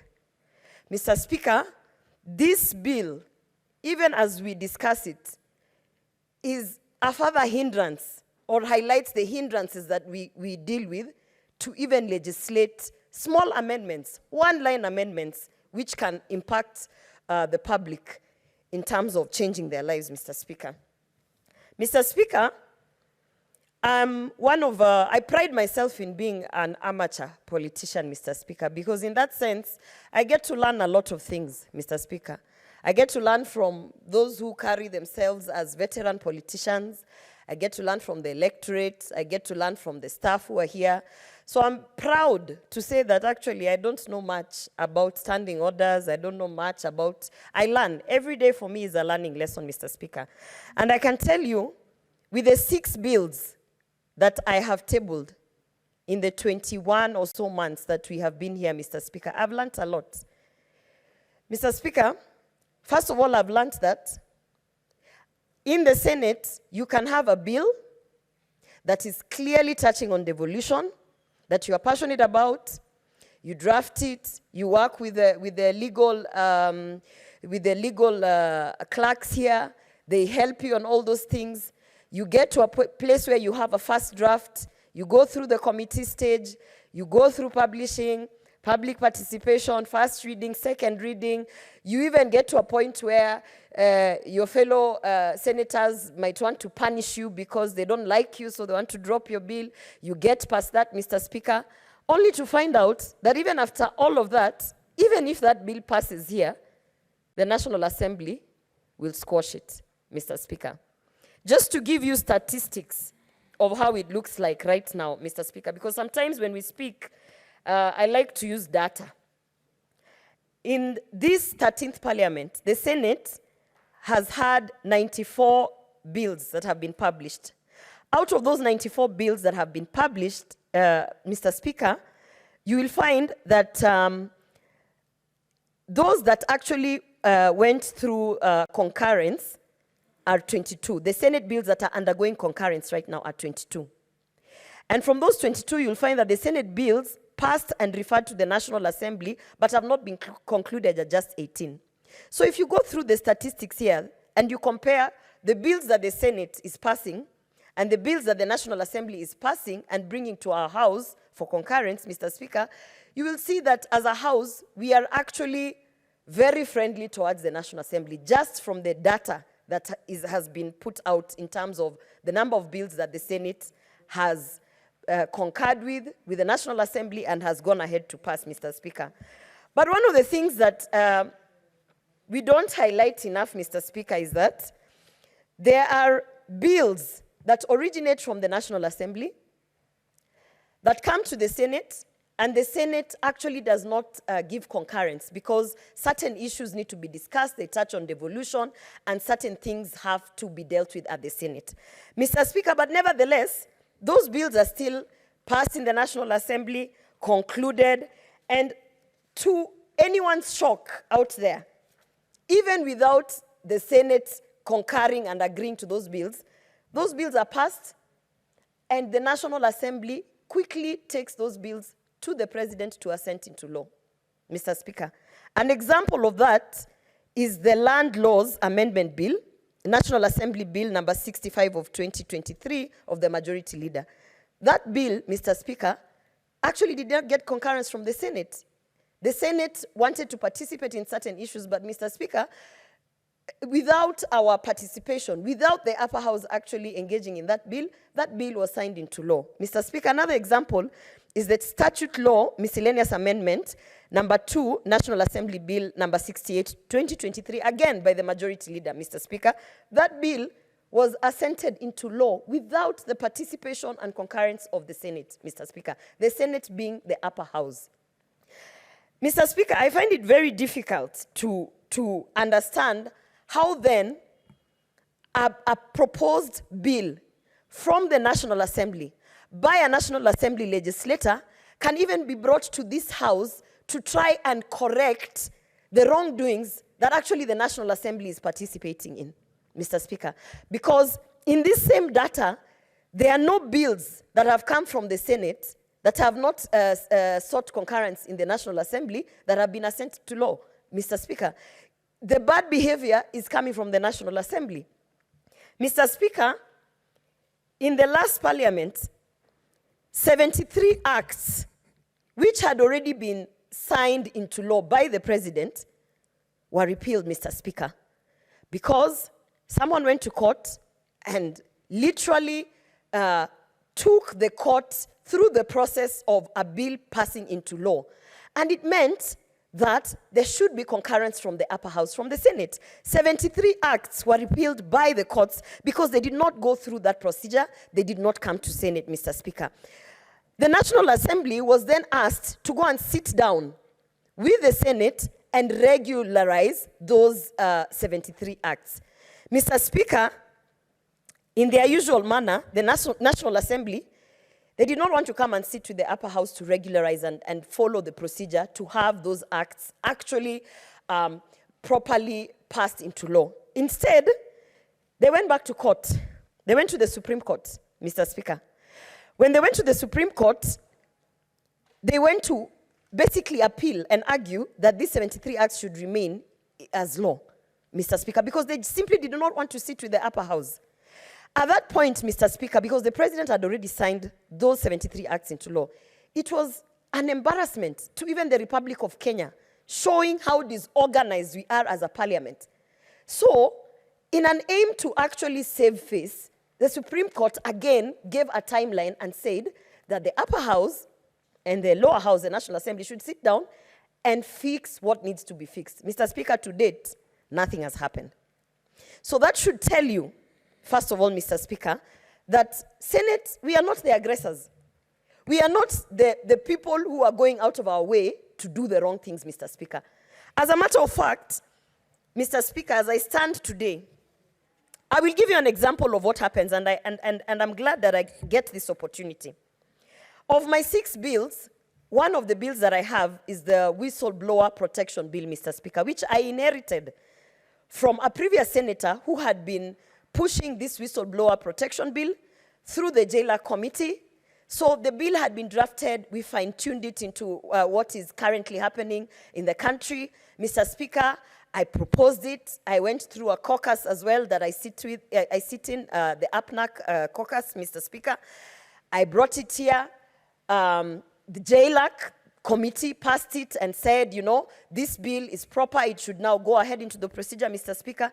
If you look at the summary of the bills that are apparently undergoing concurrence from the Senate to the National Assembly, that my bill, the whistleblower protection bill, is apparently one of the bills that is awaiting for National Assembly to say, okay, this bill is proper, it's not a money bill, it is drafted in a way that is constitutional, so go ahead and move forward, Mr. Speaker. As I wait, if you look at this summary that I have, and this is a public document of all the legislative agenda from both houses, as I wait for my bill on the whistleblower protection to be approved on the concurrence from the National Assembly so that we can continue with it here, Mr. Speaker, I will draw your attention to a bill by Honorable Irene Kasalu, a member of parliament from the National Assembly. She has a bill called the Whistleblower Protection Bill, National Assembly Bill number 56 of 2023, a copy-paste of my bill, Mr. Speaker. So, as I am waiting for the National Assembly to tell me that the bill that I inherited, which has in fact originated from the Senate, because I did not inherit it from the National Assembly, Mr. Speaker. I inherited it from a former senator who had been working on it in the Senate where it originated from. Mr. Speaker, I tabled it, JLAC approved it because they were familiar with it. And Mr. Speaker, as I am waiting, Honorable Kasilu has already inherited the bill. And I can promise you, Mr. Speaker, because I know, and now, as much as I keep saying I'm an amateur, and I know other senators, pride themselves, they know the standing, they know everything. Me, I don't know much, but I know this much. My bill will not get concurrence from National Assembly. But Irene Kasalu will be allowed to proceed with the same bill, Mr. Speaker. You know, as much as we don't like shouting about the mess that we have internally, either within Senate or within National Assembly, you know, you get to a point, Mr. Speaker, the frustration of what you're dealing with. First of all, the basic logistics of running your business in Parliament, the new changes with the Bunge Towers, the fights become so many that by the time you are now actually fighting for a legislative agenda, Mr. Speaker, and you ask yourself, is it really worth it? Mr. Speaker, my sanitary towels bill that I tabled and even officially launched on International Menstrual Hygiene Day last year, May 27th, last year. I even launched it. The Cabinet Secretary and the PS for the legislative agenda acknowledged it. It was a public document that I launched that I've been waiting for it to be processed internally, Mr. Speaker. If you go through where that bill is, again, in the number of bills that are waiting to be approved, so to speak, seeking concurrence from the National Assembly, you will see that my bill of the free sanitary towels is one of them there. Since May last year, Mr. Speaker, I'm still waiting to be told that this bill is in fact a bill that affects counties, Mr. Speaker. That this bill is in fact a bill that is not just centralized as a money bill. I'm waiting for National Assembly, the same county women representatives who are crying and screaming and saying that they are not receiving sanitary towels, Mr. Speaker. Their house, the National Assembly, is the one that is actually slowing down a legislative proposal that is supposed to permanently cure period poverty. That is the irony of the things that we do here in Parliament, Mr. Speaker. I can go on and on about examples that are personal to me in terms of my bills. The Konza Technopolis bill, in terms of data protection bill, all my bills. In fact, at this point, I feel, if not for anything, I can come back here as a consultant on the legislative agenda because there is no office that I don't know in terms of pushing your agenda and pushing your legislative agenda, Mr. Speaker. I have knocked on doors. I have camped in corridors waiting for whoever I need to wait for to ensure that a draft is moved from one point to another. But it doesn't matter, because even if I do all of that within the Senate, once we are done at the Senate, Mr. Speaker, a National Assembly committee will sit and say, this bill does not affect counties, Mr. Speaker. Then my question comes, when a Senate bill is taken to the National Assembly and they thoroughly go through it with whichever internal processes they have, and they come back and tell you, we are rejecting, we're not going to give you concurrence because this bill does not affect counties. The fundamental question then is, if that bill does not affect counties, when it is passed to law, should counties actually, take up the law? Because if from the legislative agenda they are saying, this bill does not affect counties, fine, then pass it. But then also don't expect that counties should be able to, take the law as any other law. So the issue of the bill does not affect counties, to me, is neither here nor there, Mr. Speaker. The issue of, is it a money bill or not a money bill, Mr. Speaker? Every single bill that originates from this House will touch on resources one way or another. There's no bill that you will come here to the Senate to amend that does not touch one way or another on money. So it's like a lazy kind of thinking where someone just wants to make sure they shoot down your bill. They say, oh, that's a money bill, Mr. Speaker. All bills touch on resources. All resources are tied to money. So maybe what we need to even first of all talk about before we even discuss a bill originating from the National Assembly, Mr. Speaker, and just excuse me for saying this, the fact that we have even prioritized the debate on this bill before my free sanitary towels bill, Mr. Speaker, as much as I'm calling out people in the National Assembly, can I also just call out our Senate Business Committee? We are prioritizing bills originating from the National Assembly, and our in-house bills in the Senate are sitting, Mr. Speaker. At the end of the day, we are losing. We are losing the war. You could be winning this small battle, but we are losing the war. Can we even as a perspective of the Senate, can we first understand that if National Assembly is waking up day and night to kill devolution and fight the upper house, why are we even prioritizing debating what honestly is an unconstitutional amendment or proposal of a legislative agenda, Mr. Speaker?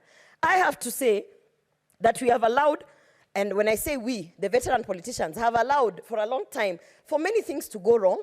And we've been sitting on the sideline because I just came here 20 months ago, Mr. Speaker. The issues we are having, the logistical issues we are even having with our own offices, it is because we have allowed it. We are members, we are senators, but we are being steered and we are being, we are being governed by people who, first of all, are not elected in any way, whether specially elected or through the ballot. Those are the people who are running the businesses of this House.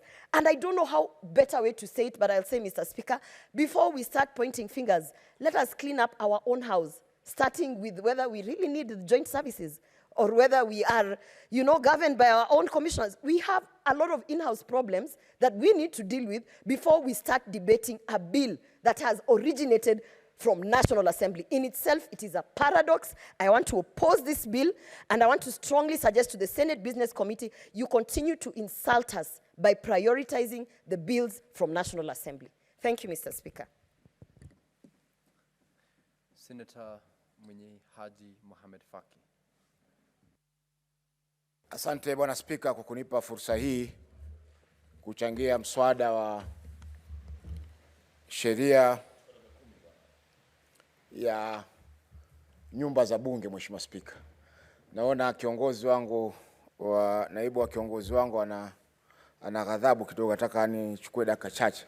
Lakini Mheshimiwa Spika, kwanza kabisa ningependa kuipongeza kamati yako ya sheria na haki kwa mapendekezo yake kwamba bunge la Senate likatae mswada huu.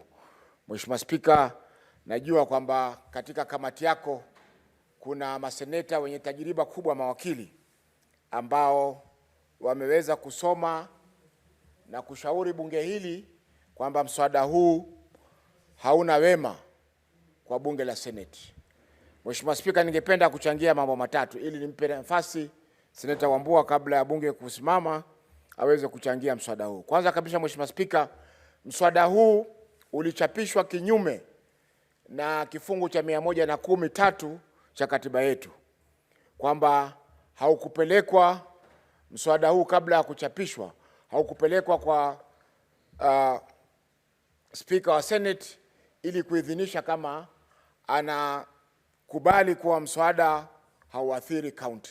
Mheshimiwa Spika, hii ni moja ya zile taratibu ambazo zinazingatiwa na katiba kuhusiana na miswada ambayo inapelekwa katika bunge zote. Mheshimiwa Spika, itakumbuka kwamba mwaka 2019 bunge hili la Senate lilikwenda mahakamani na mahakama ikabatilisha sheria karibu 25 ambazo zilikuwa zimepelekwa bunge la kitaifa na kupitishwa bila kuletwa katika bunge la Senate. Kwa hiyo Mheshimiwa Spika, mswada huu kwa vile unaathiri bunge la Senate na umejadiliwa, ulichapishwa, ukajadiliwa na kupitishwa katika bunge la kitaifa bila ya Speaker wa Senate kuudhinisha, Mheshimiwa Spika, hiyo ni kinyume na katiba. Kwa hivyo hilo kwanza ni jambo la kwanza ambalo lazima tukatae mswada huu. Mheshimiwa Spika, jambo la pili ni kuwa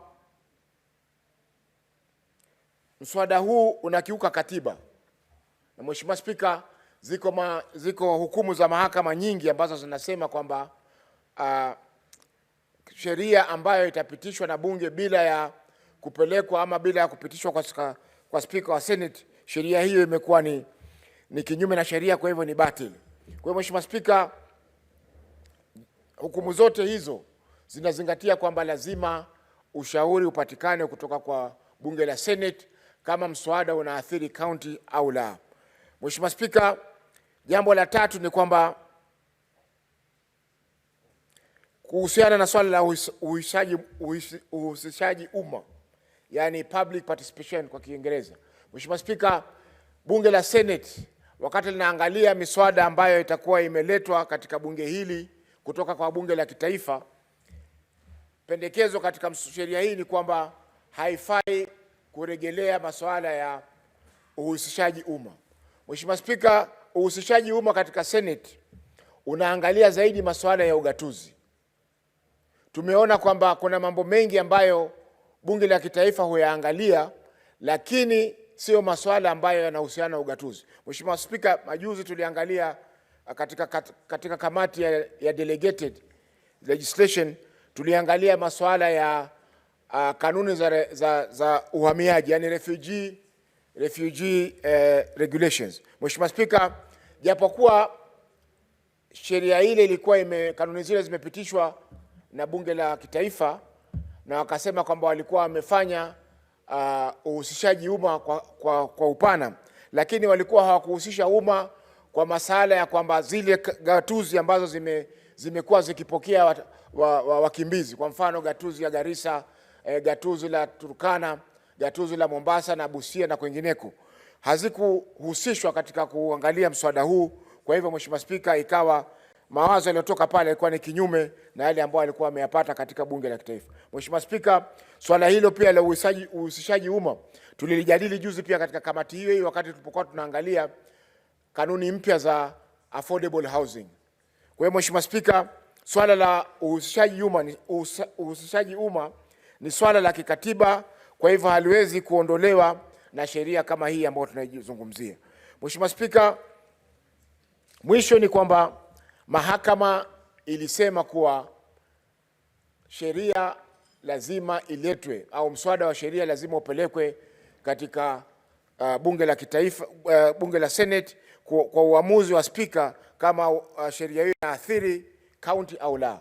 Mheshimiwa Spika, iwapo sheria hii itapita, swala hili ambalo ni swala la kikatiba, Mheshimiwa Spika, litakuwa limeondolewa kwa mlango wa nyuma, kwa sababu sheria zote zile ambazo wangetaka kupitisha ambazo wameziorodhesha hapa katika kifungu cha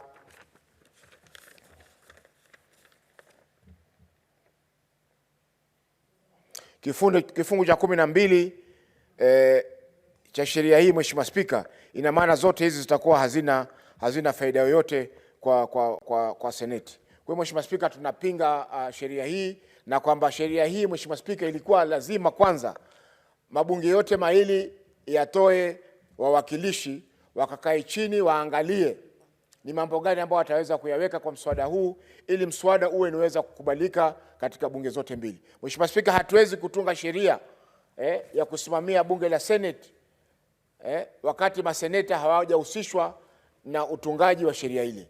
Mheshimiwa Spika, kuja hapa kujadili sheria hii wakati hatukuhusishwa, Mheshimiwa Spika, ni kinyume na maadili ambayo yanafaa kutumika wakati tunaangalia sheria kama hii. Kwa Mheshimiwa Spika, tunapinga mswada huu na kwamba ni lazima tuukatae kama Senate, kwa sababu tukiupitisha itakuwa ni kujitia kitanzi wenyewe sisi kama maseneta. Asante Mheshimiwa Spika. Asante sana Senator Faki. Senator Karen Nyamu. Mr. Speaker, this bill is a blatant display of audacity by the National Assembly, Mr. Speaker. And as the bill reads, it seeks to restrict our representative and our legislative mandate as a Senate by going against provisions of Article 94, Article 96, Article 109, Article 111, Article 112 and 114 of the Constitution, Mr. Speaker. And this amounts to killing devolution. The proposal that one committee of one house electing not to conduct public participation on account of public participation conducted by another house, Mr. Speaker, is a direct contravention of Article 118 of the Constitution, Mr. Speaker. Mr. Speaker, the overemphasis of coordination between the two houses, of a consensus and clear guidelines of how we can coordinate, Mr. Speaker, directly interferes with autonomy of each house and the independence of each house, interfering with our representation of different interests and different constituency, whatever we represent, we don't represent the same thing, the same houses, Mr. Speaker. And also that coordination that they have outlined very clearly how the two houses can coordinate will create bureaucracy, Mr. Speaker. Already we have a backlog of laws, so this will further delay the legislative role and the churning out of laws from both houses, Mr. Speaker. And so, Mr. Speaker, I want to call upon members of this House to reject this bill in totality and preserve the place of the Senate and devolution in this country, Mr. Speaker. I thank you. Thank you, Senator Karen. Senator Wambua.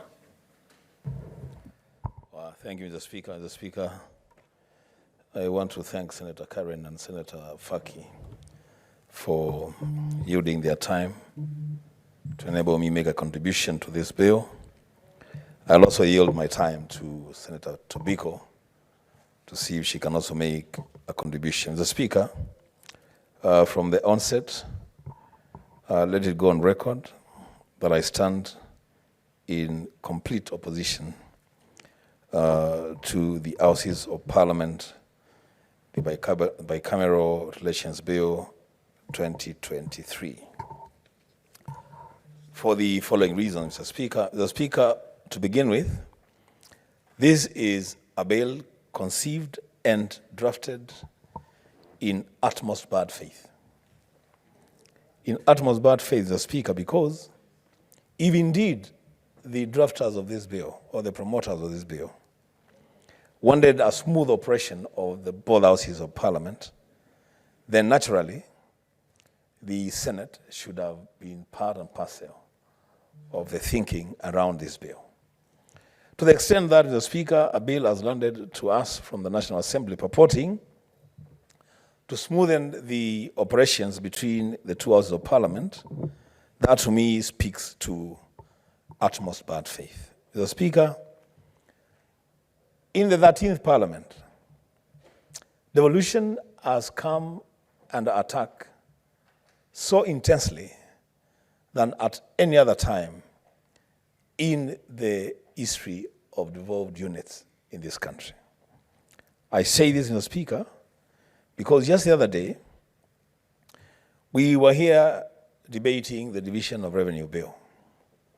And this country was treated to blatant untruths. I don't want to call them lies, untruths, Mr. Speaker, from the National Assembly.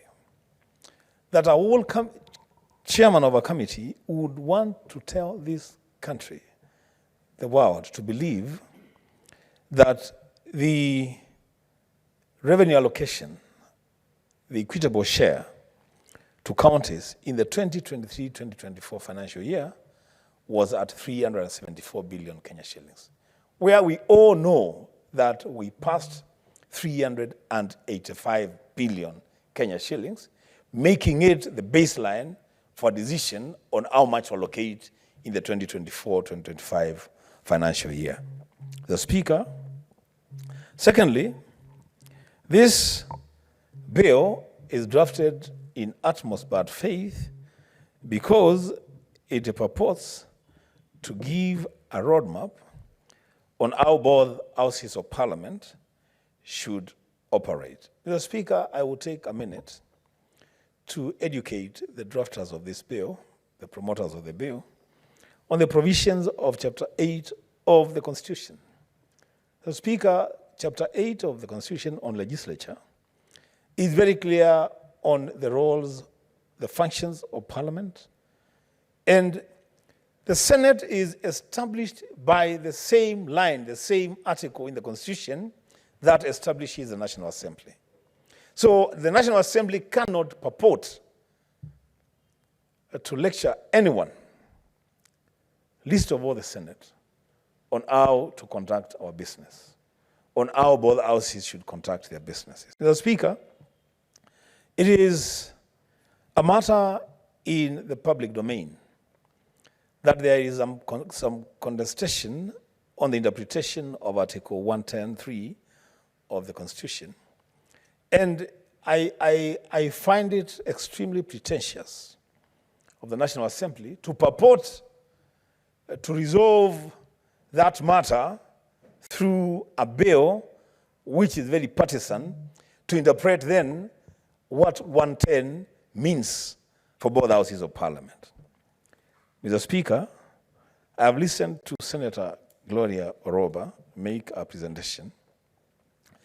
And I want to say two things about the presentation made by Senator Gloria Oroba. One, I agree with Senator Gloria Oroba that perhaps it is time to reflect as a House, because we have endured blow after blow from the National Assembly, an attack every passing day. As a Speaker, every time a bill lands in the office of the Speaker of the Senate of the Republic of Kenya, I don't know whether it is by virtue of us being the true leaders in this country or a demonstration of our efficiency in conducting our business, but we are in so much hurry to process bills from the National Assembly, but for them, bills emanating from the Senate don't make sense. In fact, those bills are always an afterthought. Mr. Speaker, perhaps we should go by the Roman principle of an eye for an eye, so that if they want us to consider any bill, including this bill drafted in utmost bad faith, then they must demonstrate that they are also considering bills emanating from the Senate. In the absence of that, Mr. Speaker, we have members here who have drafted hundreds of bills. Let us deal with our bills. Let's keep piling our bills to them. And we don't consider bills that emanate from the National Assembly unless they consider our bills as well. Mr. Speaker, on the second matter raised by Senator Oroba, And I was just going through this bill, and I was shocked, Mr. Speaker, that clause 12 of this bill, the National Assembly has already started implementing clause 12 even before we pass this bill that we are going to reject. How is it that, Mr. Speaker, a senator would think about a legislative idea, nurture that idea, go through the drafting stages, push it, lobby members to support the bill, push it through the stages of process in this House, that bill finds its way in the National Assembly, and just by the opinion of the Speaker or the opinion of a committee of the National Assembly, they decide that this bill is a money bill. And so for that reason, a member of the National Assembly can just adopt, adopt a bill, and now it becomes a bill of the National Assembly. How ridiculous can that be? That the work of senators is to think and to put in so much to develop bills and push them through all the stages, only for somebody in the National Assembly to adopt. Mr. Speaker, that should never be allowed. Because I want to give some time to Senator Tobiko, allow me to say these two last things. One, Mr. Speaker, as a leader in this House, I'll be having a conversation with my side, and I hope the leaders on the other side will also have a conversation with members on their side. On how going forward, we are going to be treating these things called joint sittings of Parliament. In those joint sittings, Mr. Speaker, we are going to insist that the speakers of both houses preside over those joint sittings. We are going to insist that each side of each house of Parliament will have their standing orders applying to their members. You cannot subject senators to the standing orders of the National Assembly in a joint sitting. That is the Speaker we are going to reject. The Speaker, on the last matter of public participation, we shall carry out public participation on every bill that comes into this House, whether it has originated from the National Assembly or wherever it has originated, Mr. Speaker, because that is the law, that is what is expected of us. The Speaker, I yield the remainder of my time to Senator Tobiko, and with those many remarks, I oppose this bill. Senator Paris Tobiko. Thank you, Mr. Speaker, and thank you, Senator Wambua, for being very, very gracious. Mr. Speaker, I arise to oppose this bill and to support the position of the Jailer Committee and the position that many, many, many members have already taken, Mr. Speaker. Mr. Speaker, initially, I was a bit reluctant to contribute, or to take a position on this bill, simply because I have had a chance of being a member of both houses, and I have a lot of respect for the National Assembly, and I do have attach premium value to the Senate, Mr. Speaker. And so when it comes to, a tug of war between the two houses of Parliament, Mr. Speaker, it puts me in a very awkward position, Mr. Speaker. But this being this said, Mr. Speaker, I would still say that this bill, as has been said, was done in bad faith, Mr. Speaker. And so we should reject in totality, Mr. Speaker. Mr. Speaker, it is sad when both houses are, clamoring for which house is supreme, which house takes precedence, which house will do this, and which house will not, Mr. Speaker, because Kenyans do expect better of us, Mr. Speaker. Mr. Speaker, Kenyans expect us to, operate with a lot of maturity and decorum. Kenyans expect us to show leadership. Kenyans expect us to obey the rule of law and the Constitution to the letter, Mr. Speaker. And if we were all to go according to the Constitution, Mr. Speaker, then the roles of both houses are well defined, Mr. Speaker, and there will be no squabble, Mr. Speaker. But, Mr. Speaker, we have allowed ourselves, as the Senate, to be dragged into, these squabbles instead of us taking our prime time, Mr. Speaker, to discuss what matters most to the population of this country. Kenyans want legislators to make a difference, Mr. Speaker, by passing laws that will help them, by passing laws that will ease, their lives, Mr. Speaker. Kenyans are expecting us to be discussing the issues that affect them at the counties, Mr. Speaker. At the moment, Mr. Speaker, you know what the rains, the havoc the rains have done on our roads. Kenyans expect us to be giving a solution to, the infrastructural challenges in this country, the water issues, the health sector, Mr. Speaker, where our doctors have been, demonstrating throughout, Mr. Speaker. And so it is sad, Mr. Speaker, that now we get into a sibling rivalry with the National Assembly instead of us taking time to address what Kenyans really expect of us, Mr. Speaker. Mr. Speaker, I thought the laws should really guide both houses, Mr. Speaker, on what should be done and what guides joint sittings, Mr. Speaker. And with utmost respect to both houses, Mr. Speaker, this is the route we should not take.